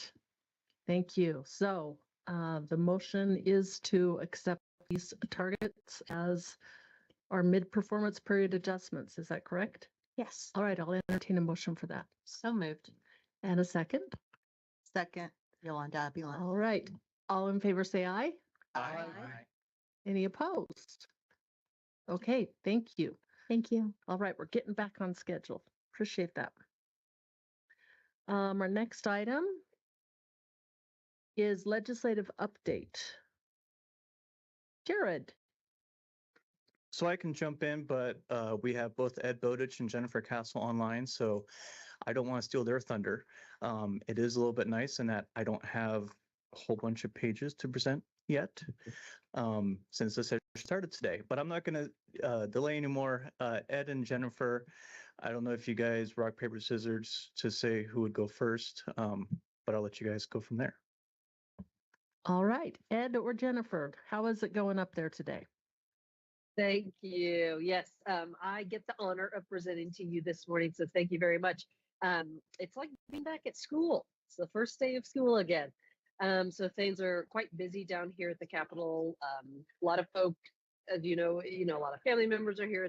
It's a big celebratory day for the first day of the legislative session, which officially kicks off today. So today is day one. You might hear Ed do a countdown as we continue to present to you, so we know where we stand with the 120-day clock. So wanted to give a little bit of a legislative preview of some of those things that we expect, kind of tell you a little bit about some of the tone down here and such. There's 100 members of the legislature. We're missing one. So after the election, there were 3 vacancies announced, all in the Senate. 2 of those vacancies have been filled. Late last night at about 11:30 or so, they filled the Senate seat for Senator Chris Hansen out of Denver. And then we are waiting. Senator Janet Buckner's seat was filled 2 days ago by Representative Iman Judah. We are waiting for her House seat to be filled. So we do have 2 new senators, and then we'll have a new House member who is going to be coming in. So once the vacancy committee officially meets, I'm not sure when they're going to meet, maybe this week, we'll have the full 100 legislators down here at the Capitol. Otherwise, we've got 22 new members of the House and 11 new members of the Senate. Most of those members in the Senate are coming from the House. So the Senate is really going to be the body that has the institutional knowledge going into this session. As we look to see what some of the major issues are, the budget, as I'm sure some of you have heard, is going to be playing out very dramatically this year. There's a little bit less of a shortfall since the December revenue forecast, but it's about a $670 million shortfall that the state has. So the Joint Budget Committee and of course the full legislature will have to make cuts. We'll really have to prioritize certain programs, perhaps certain departments, kind of, who knows? There are some things that are rumored to be on the chopping block. It's hard to make a lot of these cuts without cutting K-12 education or potentially higher education or Department of Human Services.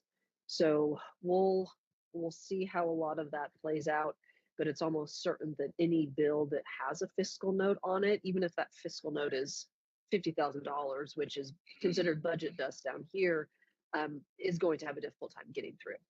So the legislature has been made very aware of this shortfall and some of the work that, or I shouldn't say some, but the hard work that the Budget Committee and some folks are going to have to do with the budget this year.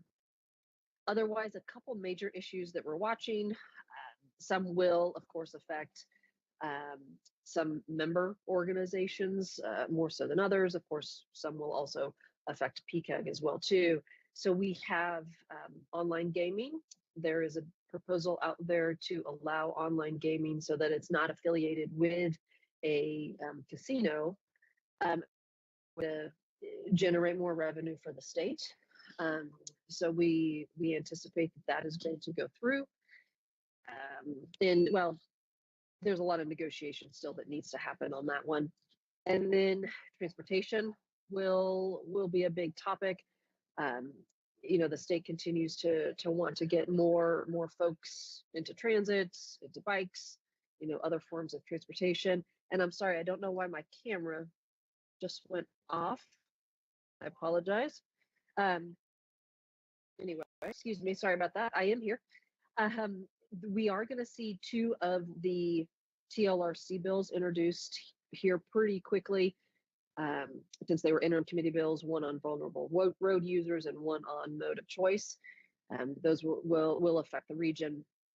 There's also going to be a focus on regulations and regulations in general and how they affect the business environment and the state. Some of you may have seen there was a study published from the Colorado Chamber of Commerce talking about how Colorado is the 6th most regulated state. So that certainly could be a target, whether or not any regulations are, cut back or eliminated, and what those regulations, if they relate to air or water, or business, we're not quite sure yet. So we'll track that. And of course, there's going to be other issues affecting K-12 education, law enforcement, human services, kind of a whole gamut of issues. It certainly is going to be a busy year with local government issues as well too. So a lot still yet to come. We've got 119 more days to go, so a lot more fun will be had down here at the Capitol. And I'm happy to answer any questions, or Jared, if you wanted me to add anything else that I might have missed, I'm happy to do that. I honestly can't think of anything. I think Jen, you did a great job. Sorry, Chair Williams. Yes, no, she did. Go ahead, Commissioner Vanderwerf. Yes, thank you very much. Appreciate the quick update. One of the things that PPACG, but also the Board of County Commissioners for El Paso County are always concerned about is unfunded mandates coming down to local government. So I do want to ask the question, if you see anything along those lines already in the hopper that seem to be maybe a clear assessment that we might end up expressing a concern about those. Mm-hmm. Sure, absolutely. And that is a big fear with a lot of folks down here, because if the state doesn't have any money for it, then they will naturally pass it on to somebody else. No specific bills are coming to my mind as of yet, but we are absolutely going to be watching out for those bills, because that will definitely be a hot topic down here. All right, thank you. Commissioner Stone. Thank you, Madam Chair. Great comment, Stan. And one of the other things that we've already had discussions with our great lobbying team about is, I think the other huge risk in the current fiscal condition of the state is kind of what I call a retroactive unfunded mandate, which is mandates we already have that were funded that through the long bill will become unfunded and harder to find, harder to locate, because they're buried, inside a bill without legislation specifically attached to the program. So that's something we're going to have to very closely keep an eye on, and it's going to be hard. That one's going to be really hard to track, but I would anticipate when you're nearly $1 billion short on how to pay for stuff, one of the easiest way to balance the books is just keep the mandate and drop the funding of already existing programs. So, that's a big concern. I did have one question though. You mentioned, and maybe it was a slip of the tongue, where you said online gaming and it's done. But there may need to be additional negotiations. Is that really where we are on something that would really go after what I would say the cultural fiber of our entire state? I mean, are we going to become the capital of vice of the entire country? Nowhere allows online gaming to to the degree of what's being proposed, or at least what's being rumored. Any insight on that, or was that a slight slip of the tongue? I mean, do we bother to go to the legislature anymore, or to have to attempt to have influence, or do these things just get done and are introduced on the first day of legislature? That was a slip of the tongue. Yes, absolutely. My apologies for that. There are definitely a lot of conversations that need to happen around this proposal. And what I was trying to maybe emphasize is that it is going to be a big conversation, and there's going to have to be some negotiation because you're right, it is very expansive as it is currently. The governor's office supports it, and as of right now, I believe the Speaker of the House is on the bill. So just initially hearing that, it could have some legs. I'm going to kick it over to Ed because he's got a little bit more information on this one that hopefully can clear some things up. Yes, good morning, everybody. And on the expansion of gaming, I think there are two questions that I think have to be presented to the voters. First of all, gaming is allowed by the Constitution only in those 2 counties and in those 3 cities, Cripple Creek being one of them, Teller County, obviously. I think if we are going to allow internet gaming, the Constitution needs to be modified. Secondly, it won't do the state any good to increase tax revenues, and that's why they're doing this, just as tax revenues. It won't do the state any good to increase tax revenues unless those revenues are exempt from Tabor. So there's a Tabor question that must be presented to the voters as well, because the original tax revenues from the original 1990 approval of gaming, those revenues are subject to Tabor right now. Only the expansion of gaming revenues have been exempted from Tabor. These would need to be as well. Otherwise, the state has just increased its Tabor refund and not helped address its budget challenges. So there's a lot more to come on this.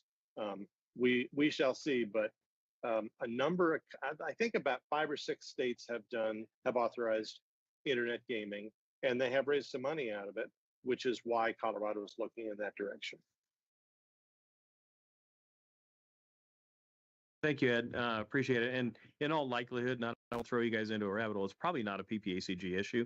Obviously, it's a huge issue for Teller County, for the city of Cripple Creek, and other communities in Teller County. But I appreciate the information and the update of what that pathway might look like. Thank you. And we do now start having legislative committee meetings every Monday. I'm looking at my 2 legislative chairs, hopefully. And so, no, I'm looking, I'm not looking at you yet, Sharon. So, but we do encourage everybody to be actively involved in the legislative committee, especially as we get down to fewer than 60 days, so that we can keep an eye on those issues. And then Mayor Thompson, did you have a comment? Yeah, somebody sent me an email about a bill possibly being presented in regards to authorizing local governments to impose vehicle registration fees that would be Tabor exempt. And I'm going to tag this onto what Commissioner Stone said about certain things that were funded becoming unfunded, because it said the fee would be used for the vulnerable road user protection strategies such as sidewalk widening, bike lanes, medians, and pedestrian refuge, island street crossings, etc. And then the fees, and then of course they're proposing determined fees. It's being recommended by the People for Bikes on the Downtown Denver Partnership. So anyways, that's a bill that concerns me, because that's money we get right now for those things. And that would, if the committee decided to do that, would that be cut as a budget cutting thing? So that's a bill that I would like PPACG to follow. Yeah, and we definitely it's put bill that on the C list. at this moment. C as in cat, so it doesn't have a Yeah. bill number. And there's 2 issues that I've heard about in that regard. One is coming from Representative Brianna Titone from Arvada, and she wants to allow local governments, give them some sort of additional funding if they ticket people whose license plates are out of compliance. Because right now, as she said, it's really a state issue, but the locals need to be involved as well. But how do you do that and make it positive for the local governments to do that? Then the other one is that vulnerable road users bill. those two issues could be joined together, but we will definitely watch both of those. And hopefully that vulnerable road user bill will be introduced this week so we can have it on the list. Okay, Mayor Dixon. Jared, I wondered if you wanted to brief everyone on the Older Americans Act reauthorization and at the US level. So we can, that's federal, so I don't want to go down that rabbit hole quite yet unless we're ready to jump off of the state. Okay. Are there any additional comments on state bills? If they're going to make anything Tabor exempt, they need to look at faster fees first for CDOT. But any other comments on state legislation? Okay, we'll hopefully make it through day one without any serious damage. And now let's do the federal. All right. So for federal, they started a couple days ago last Friday, and they're already rocking and rolling. To the point of the Older Americans Act reauthorization, that did not ultimately make it through in the 118th Congress. So that was caught up. It was initially going to be in the proposal. It made it through the Senate, was going to go through the House, and then everything kind of fell apart on the House side. And so the authorization part did not go through in what was passed in 118. It has not been reintroduced in 119 as far as I saw yesterday. I haven't looked at the new bills from this morning. But on the federal part, there was something that was discussed at the December meeting. Staff are already kind of putting together kind of a rough outline of what a federal priorities list would look like, similar to what we have for the state. And we're looking at least get a good chomp at the bit on that on Monday at the legislative committee meeting. But we are, with the 119 starting, we are already looking at bills and tracking bills. Last I saw was that only bill titles have been filed right now. I hadn't seen a lot of bill text yet. But right now we've got about 6 or 7 bills that I'm already keeping track of, and it's day 5 on the federal side. And Madam Chair, if I could add to that as well, the Older Americans Act did not pass, but they did continue the funding under a continuing resolution. It's not ideal, but that's not the end of the world. But we're going to definitely squarely keep this on our radar as well. And we'll talk on Monday morning with the legislative committee about some ideas we have for getting more active at the federal delegation level. I think it's really important between the Older Americans Act, transportation reauthorization will be coming down the pike here fairly soon. We've had environmental issues that we've talked about around air quality and so forth. So I think now's the time for us to kind of sharpen our focus on federal needs as well. And we want Southern Colorado to be its own state. Commissioner Stone. Thank you. Yeah, I just wanted to bring one piece of federal legislation from the outgoing Congress that did get signed, a large bipartisan bill called the Social Security Fairness Act. It's an issue for our aging population here in El Paso and Teller counties and Park County, of course, as well. And if you're not familiar with what that did, essentially, there was a penalty in place for public service among Social Security, which is that if somebody was, for example, a teacher or a firefighter, and they were on para, is that through the government pension offset or the windfall elimination provision of Social Security, is that, for example, if their spouse, who was not part of a pension plan like a firefighter or a teacher is, if their spouse who paid into Social Security their entire career passes, is that the Social Security survivor's benefit would be offset by the state pension that that person receives. So in other words, they have a pension based upon their earning that they did and their contributions that they did over the course of their career. But then, unlike every other person in America, if their spouse dies, instead of getting a survivor benefit to take advantage of and rightly take advantage of the career of somebody else paying into the Social Security system and having those survivor benefits available, it was essentially offset and it would go away. That's changed, and and it became a big deal for me because of going through the leukemia scare of suddenly realizing that my wife, who's a school teacher, would not be able to access my survivor benefits. I bet you anybody that's gone through this scare, Andy, probably has had those discussions also, and their eyes get real wide and say, what do you mean that this doesn't happen? But I wanted to bring it up only because through working with our representatives, there are a lot of things that can be agreed upon. and I really, want to focus as folks are getting ready to go off to NACO and to, the National League of Cities or other organizations where you're attempting to influence on the federal level, is to really focus on the things that we can agree on, and don't let those things that we can agree on get caught up and stopped by the things that we don't agree on. And this is something that's been in the work for a really long time before I heard about it and started to work on it. But for our aging population, for our elderly population, this is good news for them. There's a lot of people out there that, frankly, that organizations like what we do with our AAA services, that we may have to do less because the federal government is finally doing what is right. So thank you.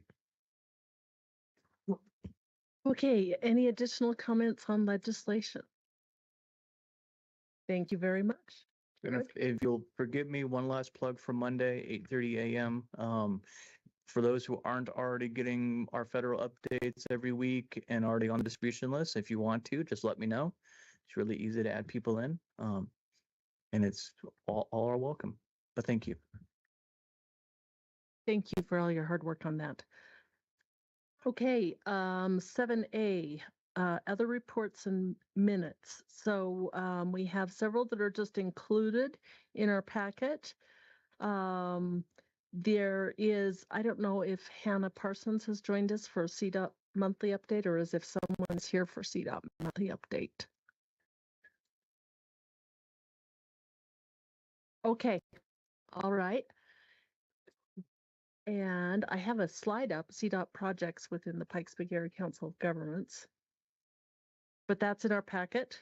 I will tell you, STAC has not met since the last time we met, and there are a number of committee and commission vacancies. And then we'll go to our executive director's report. Thank you, Madam Chair. And just briefly, I have two items just want to mention. We had a nice celebration here at PPACG a couple of weeks ago over the holidays, our end of the year holiday gathering. And during that time, we also recognized Employee of the Year for the organization. And just want to mention that our Employee of the Year for 2024 was our own Jared Werner, our PIO. So thank you so much. Very well deserved. You knew that already, but I wanted to let you know that he was duly recognized here the past couple of weeks. So just has done some amazing work for us. The only other item I've got is really want to recognize and thank our outgoing chair, Mayor Thompson. She has just done a phenomenal job over the past 2 years. I've been super fortunate since I got here in 2018 to have some really good chairs, kind of keep things moving along, and including the gentleman to my left. But Sharon has just done an amazing job and increased our operations, our board functions, our board meetings so much further, and has really kind of taken us leaps and bounds even further, and has been super accessible and supportive of me, for us as an organization. So want to thank you, Mayor Thompson. Thank you, Sharon, for being so accessible and just doing an amazing job for us for the past 2 years. So appreciate that. And that's all I've got. Okay, so we do have a meeting after this for transportation items, and then the upcoming meeting schedule is included in your packet. Is there any other business to come before this meeting? Go ahead, Commissioner Vanderwerf. Yes, thank you, Madam Chair. There is an opportunity here for member entity announcements and so forth, and I'd like to take the opportunity to also express my appreciation to Sharon Thompson for her service as chair of the board for Pikes Peak Area Council of Governments. I also feel that she did an outstanding job. She's not only a personal friend, but a consummate professional, defends her community and her city.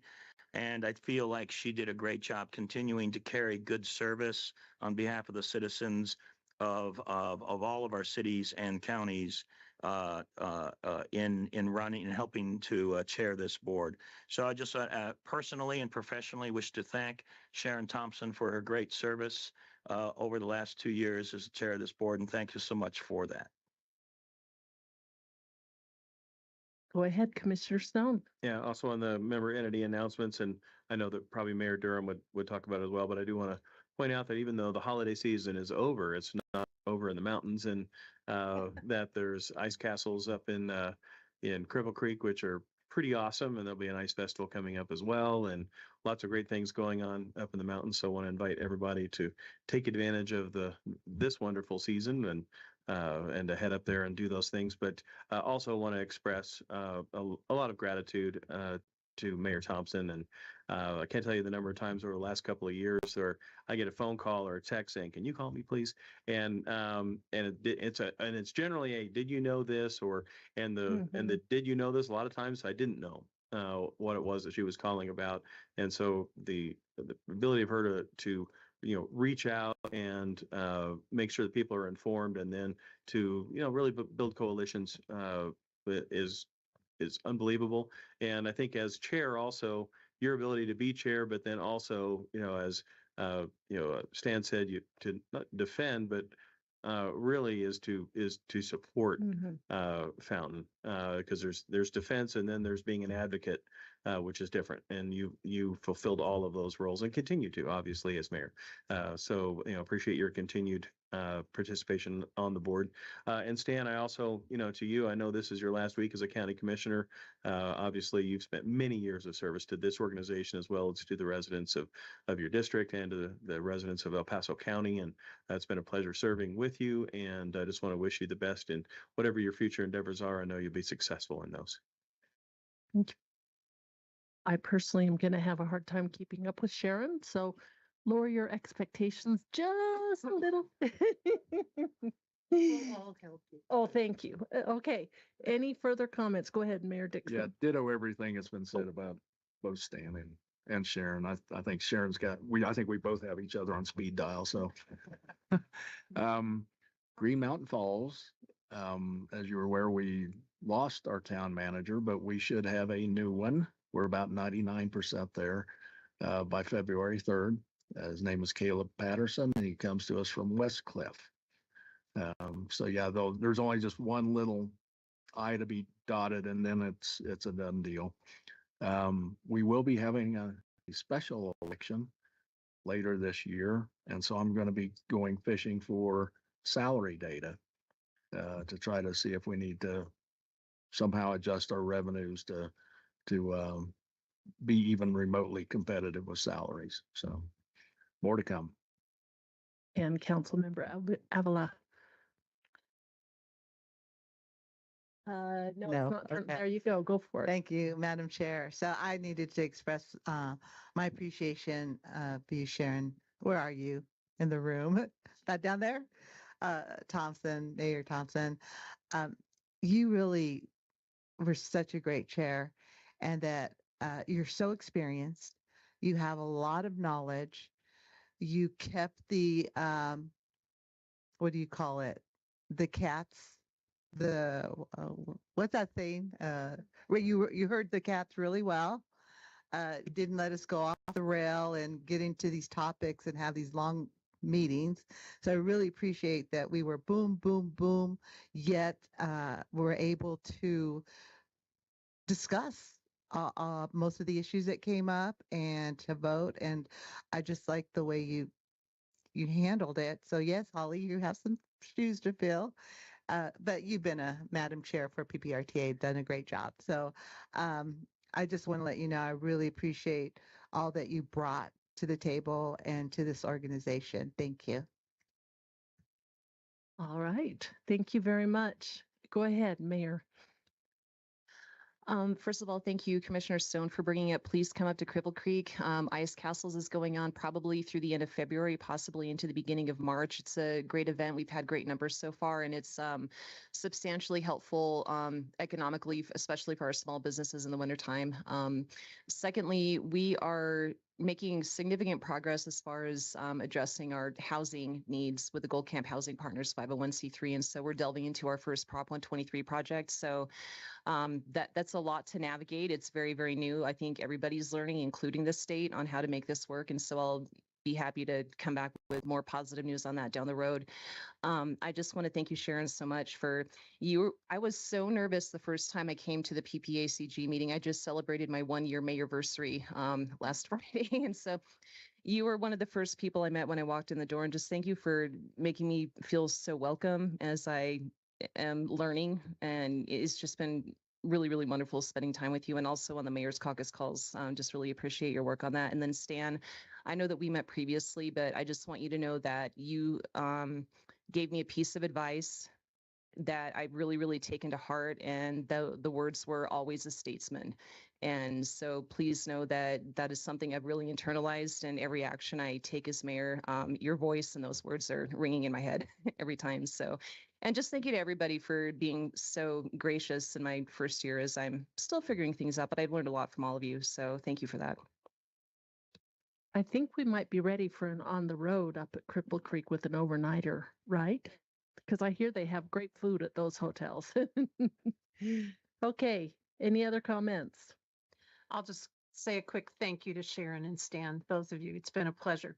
You've done well, and always will, whatever you are going to do in the future. And I know, Sharon, you're not leaving us, but it's been a pleasure serving you both. And Mayor Graham. Madam Chair, yes.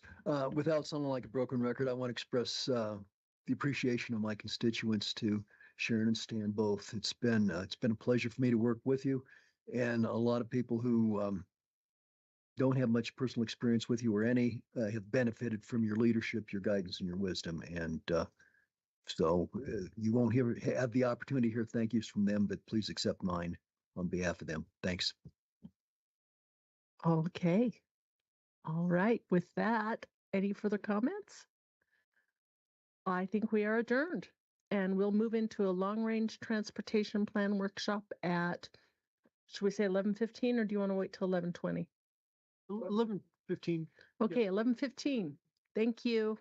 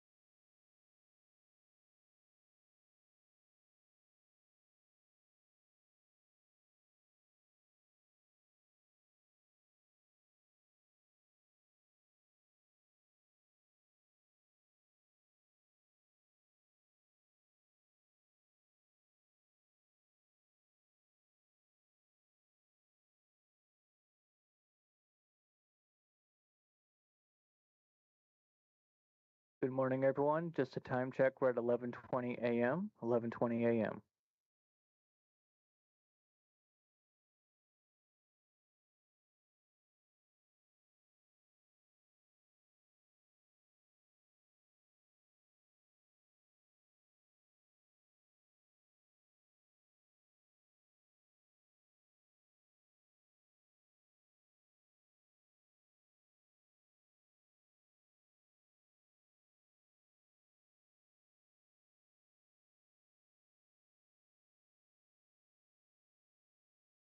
All right, for anyone who's interested in listening to long-range transportation planning, we'll have you sit down. Otherwise, we can have you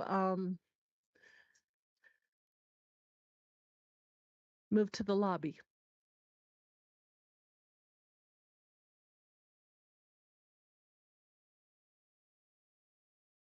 Let's, if you don't want to talk about this big, huge plan, you can go out to the lobby. Okay, I hope you're not taping yet. He probably is. Okay, we're going to have Danelle and John talk to us for a bit about the long-range transportation plan. If you printed it out, it was a good 500 pages, I think. So let's go for it. All right, thank you. We just have a couple of slides today, really going through the process that we've gone through for the past 2, 3, even farther back. Jared, if you could go to the next slide here.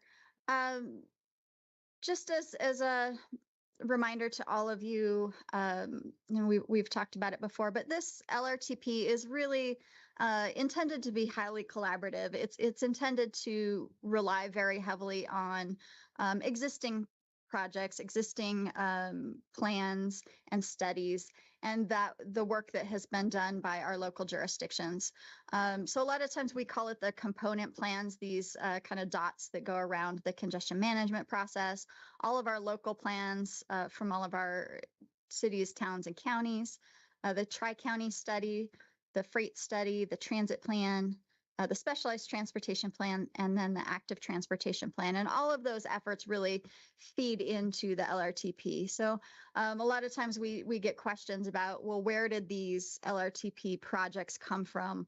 How did you select them? And the truth is we didn't really select them. They all came from our local jurisdictions and those individual planning processes, and then came in to our LRTP process. And then were selected for our fiscally constrained plan through our Transportation Advisory Committee. Next slide, please. So our LRTP process, as I mentioned, the bulk of the work was completed in the last year or two, and you've heard several presentations about that information. But we did start some of our pre-development work way back in 2021. So just kind of looking back at the whole process, and also looking forward to after this plan is adopted, what we will be starting on for our 2055 plan. Jared, next slide, please. So our pre-development work started, of course, with a review of what's required, the federal requirements, also the state requirements. We had some new state requirements for this particular LRTP, specifically related to the greenhouse gas transportation planning standard, which was adopted in 2021. We also had some changes, some adjustments in funding brought about by the IIJA on the federal level.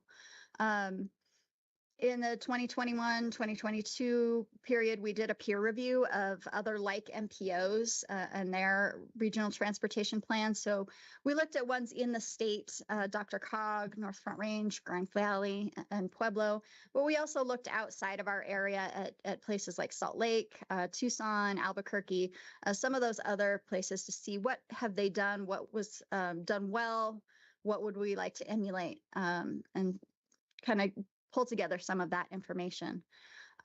We also spent some time doing scoping and contracting for some of those component plans, and working specifically with our partners at Mountain Metro, as well as doing some of that development of our scope for our new transportation demand model.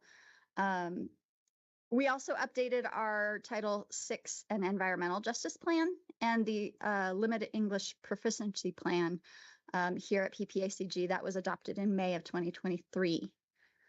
Next slide, please. So then we moved into kind of phase one, which developed the framework for the LRTP. One of the first steps of that was developing and then adopting the congestion management process, which was adopted by this board in 2022. We developed a public involvement plan specifically for the long range transportation plan. And that just kind of lays out how we're going to make sure that we involve all the communities, the organizations, the public, and all of the steps we were going to take. We established the Regional Transportation Plan Advisory Committee. This is the first time at PPACG that I believe we've done this for an LRTP. And we basically invited about 50 different individuals and communities from throughout the MPO area to come and learn about the LRTP and also give us some feedback. We conducted a transportation survey for the public with our consultant Kearns and West. We worked through the vision and goals with that RAT Pack and with our committees here, adopted in October 2023 by our board. And then we also did a pretty extensive review of those existing local plans, including their regional needs and the recommendations from those plans. So that includes Connect COS. It includes the Fountain Transportation Master Plan, the El Paso County Road Safety Plan, and Parks Plan, and all of those. There was a plan from Manitou that we looked at. There was a plan from Fort Carson that we looked at. So basically anything we could get our hands on, we tried to go through and see if there's information that we could pull into the LRTP. And then of course Question. Yes, sir. Are we getting appropriate representation from, like, say, up in Ute Pass for that regional transportation plan action advisory committee? That is a good question. We did have, I think most notably, Norm Steen has been on our RAT Pack, and he has come to all of the meetings. Who else from Teller has been? I can't remember offhand who's actually come to all of the meetings. Yeah, Norm Steen was sort of the one that I remembered the most because he was He's been quite vocal. Yeah. Yeah. But beyond that, I'm trying to. Yeah. And then as far as we also included the members of the tech. Yes. So it would have been your Becky Frank from Green Mountain Falls. Would have also been invited, and whether or not she came to anything, I don't know. Yeah, but we have worked with Becky to make sure that projects from Green Mountain Falls were submitted for the LRTP, and that there was opportunities. Becky is no longer with us. So, yes, I heard that. Yeah, so we'll, I think as long as, like, if I'm getting notified and the town is getting notified too, then I can help get the message out if we're looking for people to be on the committee. That would be great. Next slide, please. So during our development phase, one of the first things we did was take a look at the financials and really look at what money is coming into the PPACG region, what money we anticipate going out into the future. That, of course, was adopted by the board in 2023. We also compiled our performance metrics data. We developed scoring criteria that, again, went through the RAT Pack as well as all of our committees and our board. And then following that finalization of the scoring criteria, that's when we held our call for projects with all of our jurisdictions. And what we did was, put out the notification to all of our MPO partners that they could submit projects for inclusion in this long-range transportation plan. The projects were then scored according to the scoring criteria by staff internally. And then we actually held workshops with our TAC, our Transportation Advisory Committee. And they were actually the ones who came up with that fiscally constrained project list for recommendation at that point. Our intent at that point was to take those projects, take them through our evaluation process, and then kind of see if we needed to revisit any of them later on in the process. It turns out that we really didn't need to go back and revisit those. But that's kind of why that fell so early, why that kind of fell a year ago versus, we're just putting the plan out now. Can I interrupt you? Yes, sir. Yeah, and I think it's important to note that, again, this region is an attainment, and prior to being an attainment, we were a maintenance area. So we didn't have the same sort of maintenance congestion budgets that North Front Range and DRCOG does under the federal rule. So when we moved into the state rule, which we're all sort of trying to figure out, we had no idea how it would impact.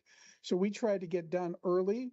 So if we did not make the modeling, we could have gone back and said, hey guys, we didn't make it. What changes do you want to do? Now, things beyond our control, when we've got done with the first set of models, it was April? Spring. It was spring. And we made it. So we're like, oh, okay. And then they're like, oh, no.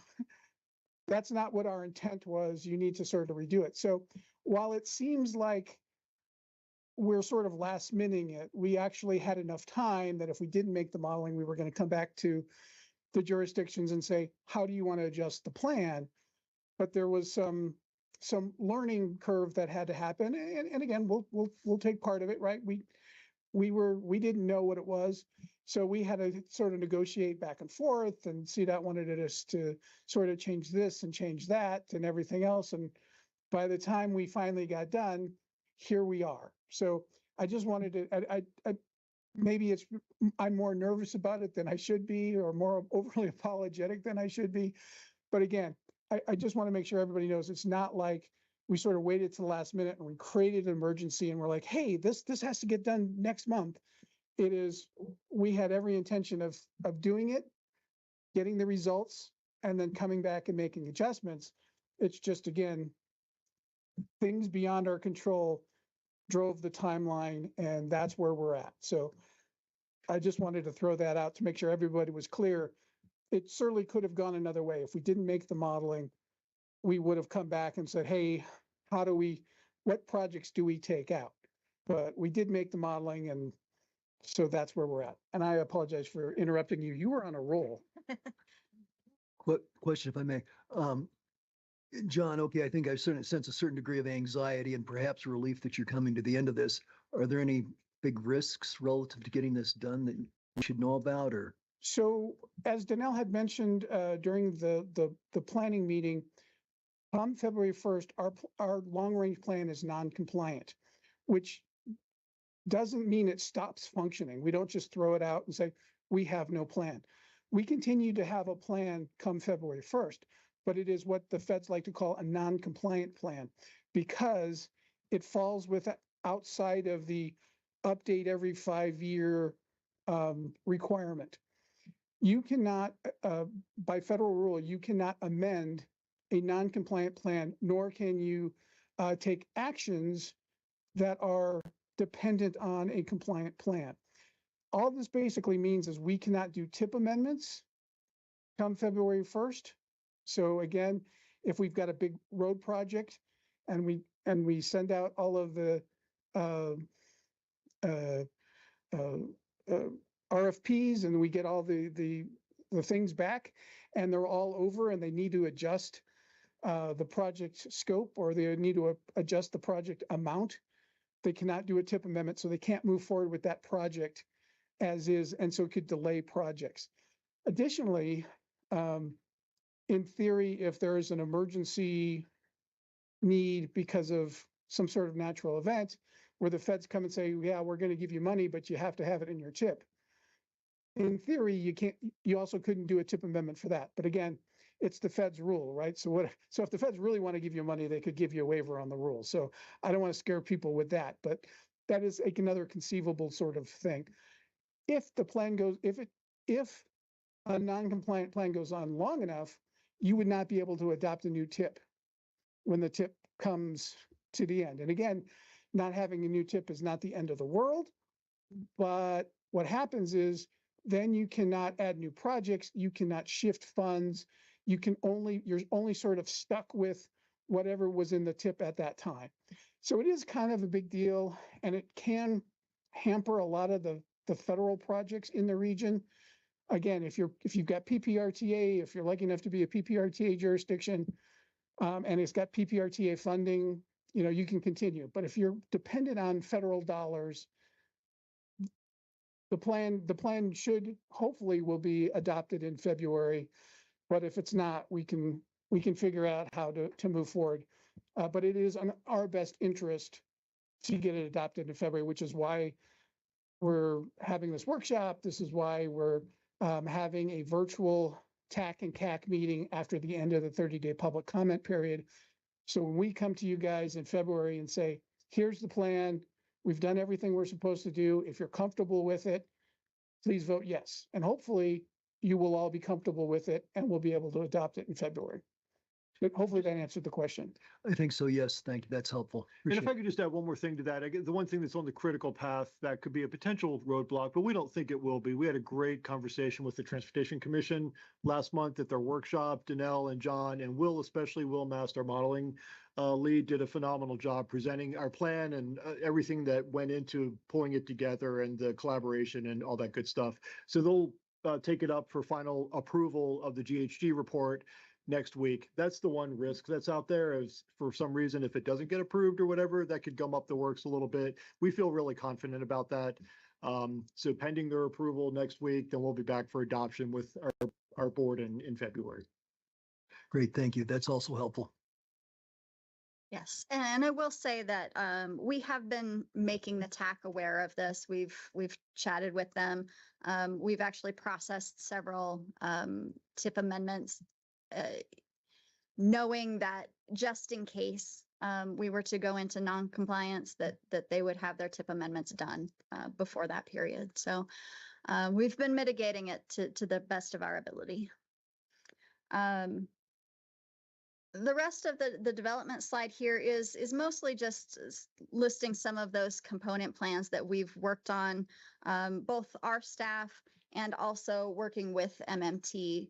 And then we did also, we had a conversation with the FHWA Central Federal Lands folks, and they were really interested. They're actually doing a separate plan of their own. So we held a joint workshop with those folks and with our TAC members to talk about federal lands access needs. And so there is actually an appendix in our LRTP that talks about that and those needs as well.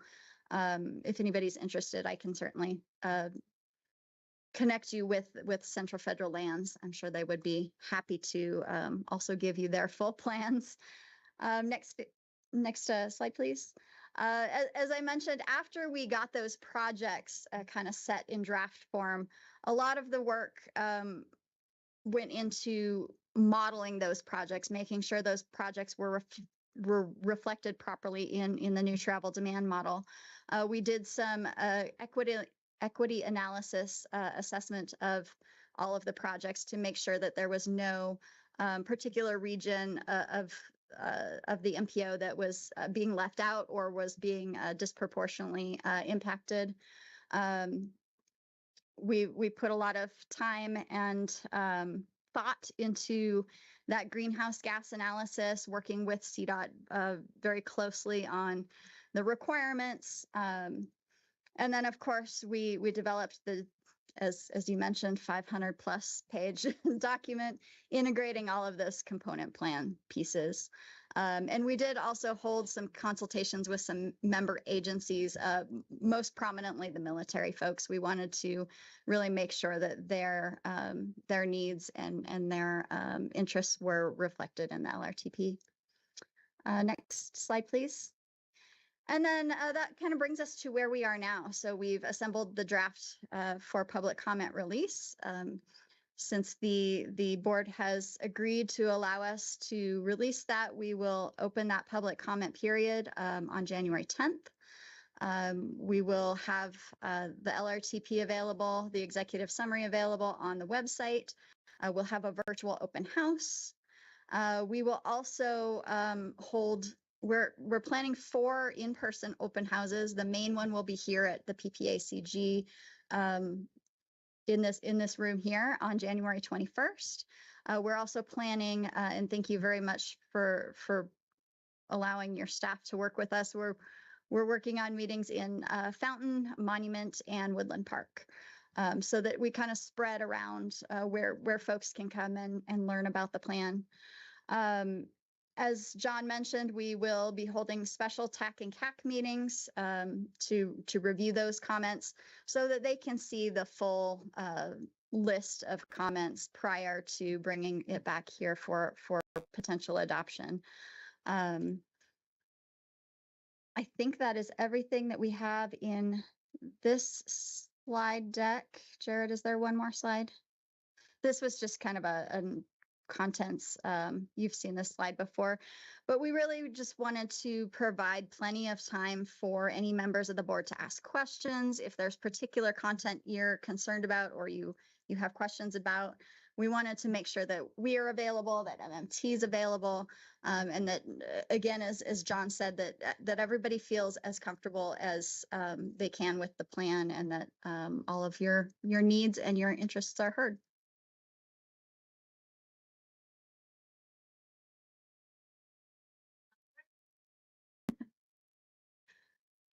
Yeah, if there's no questions, again, we want to thank MMT. They've been great partners on this, especially towards the end when all of a sudden the state legislature's like, well, here's some more transit money and here's some more transit money. Because again, I think the overall philosophy of I shouldn't say philosophy, but one of the tenets that we as staff have taken to heart is if there are funds available, make sure that our region gets our quote unquote fair share, and that we're using those funds and optimizing those funds on things that will actually make a difference. Don't just take money and do something with it that is just sort of going through the motions. Make sure we're optimizing the dollars. And Lan and Kevin and Jacob and their consultant Nelson Nygaard and Ted Richard, they've been sort of working with the CDOT folks to make sure that, hey, let's have a list, and how do we, if money starts falling from the sky, instead of getting knocked out by a roll of quarters, how do we catch it and actually spend it? That's one for the book there, Mayor Graham. Yeah, thank you. I'm going to write that down. So again, we kind of touched on this last month, but this plan puts us in a good position to sort of make sure that we can take advantage of any opportunities that come down the line. So again, I just wanted to thank Lan and her whole staff, as well as her consultant crew, for all of their assistance. So if you guys don't have any questions, I think Rudy's just calling your name. Well, I'd second that. No. I am going to be a stressful, nervous mess until we get this adopted, hopefully in February. But after February's meeting, I'm happy to go to Rudy's and buy a pound of brisket and just set it out. Lunch is in February is on John. Yeah. My term of the day is. I would like to say thank you. In my 5 years of being mayor, I've learned far more about traffic congestion and transportation than I ever hoped to know. And it's a non-trivial exercise, so I very much appreciate the work you've done. Well, it's great having great staff that puts everything together. So Good team. Yep.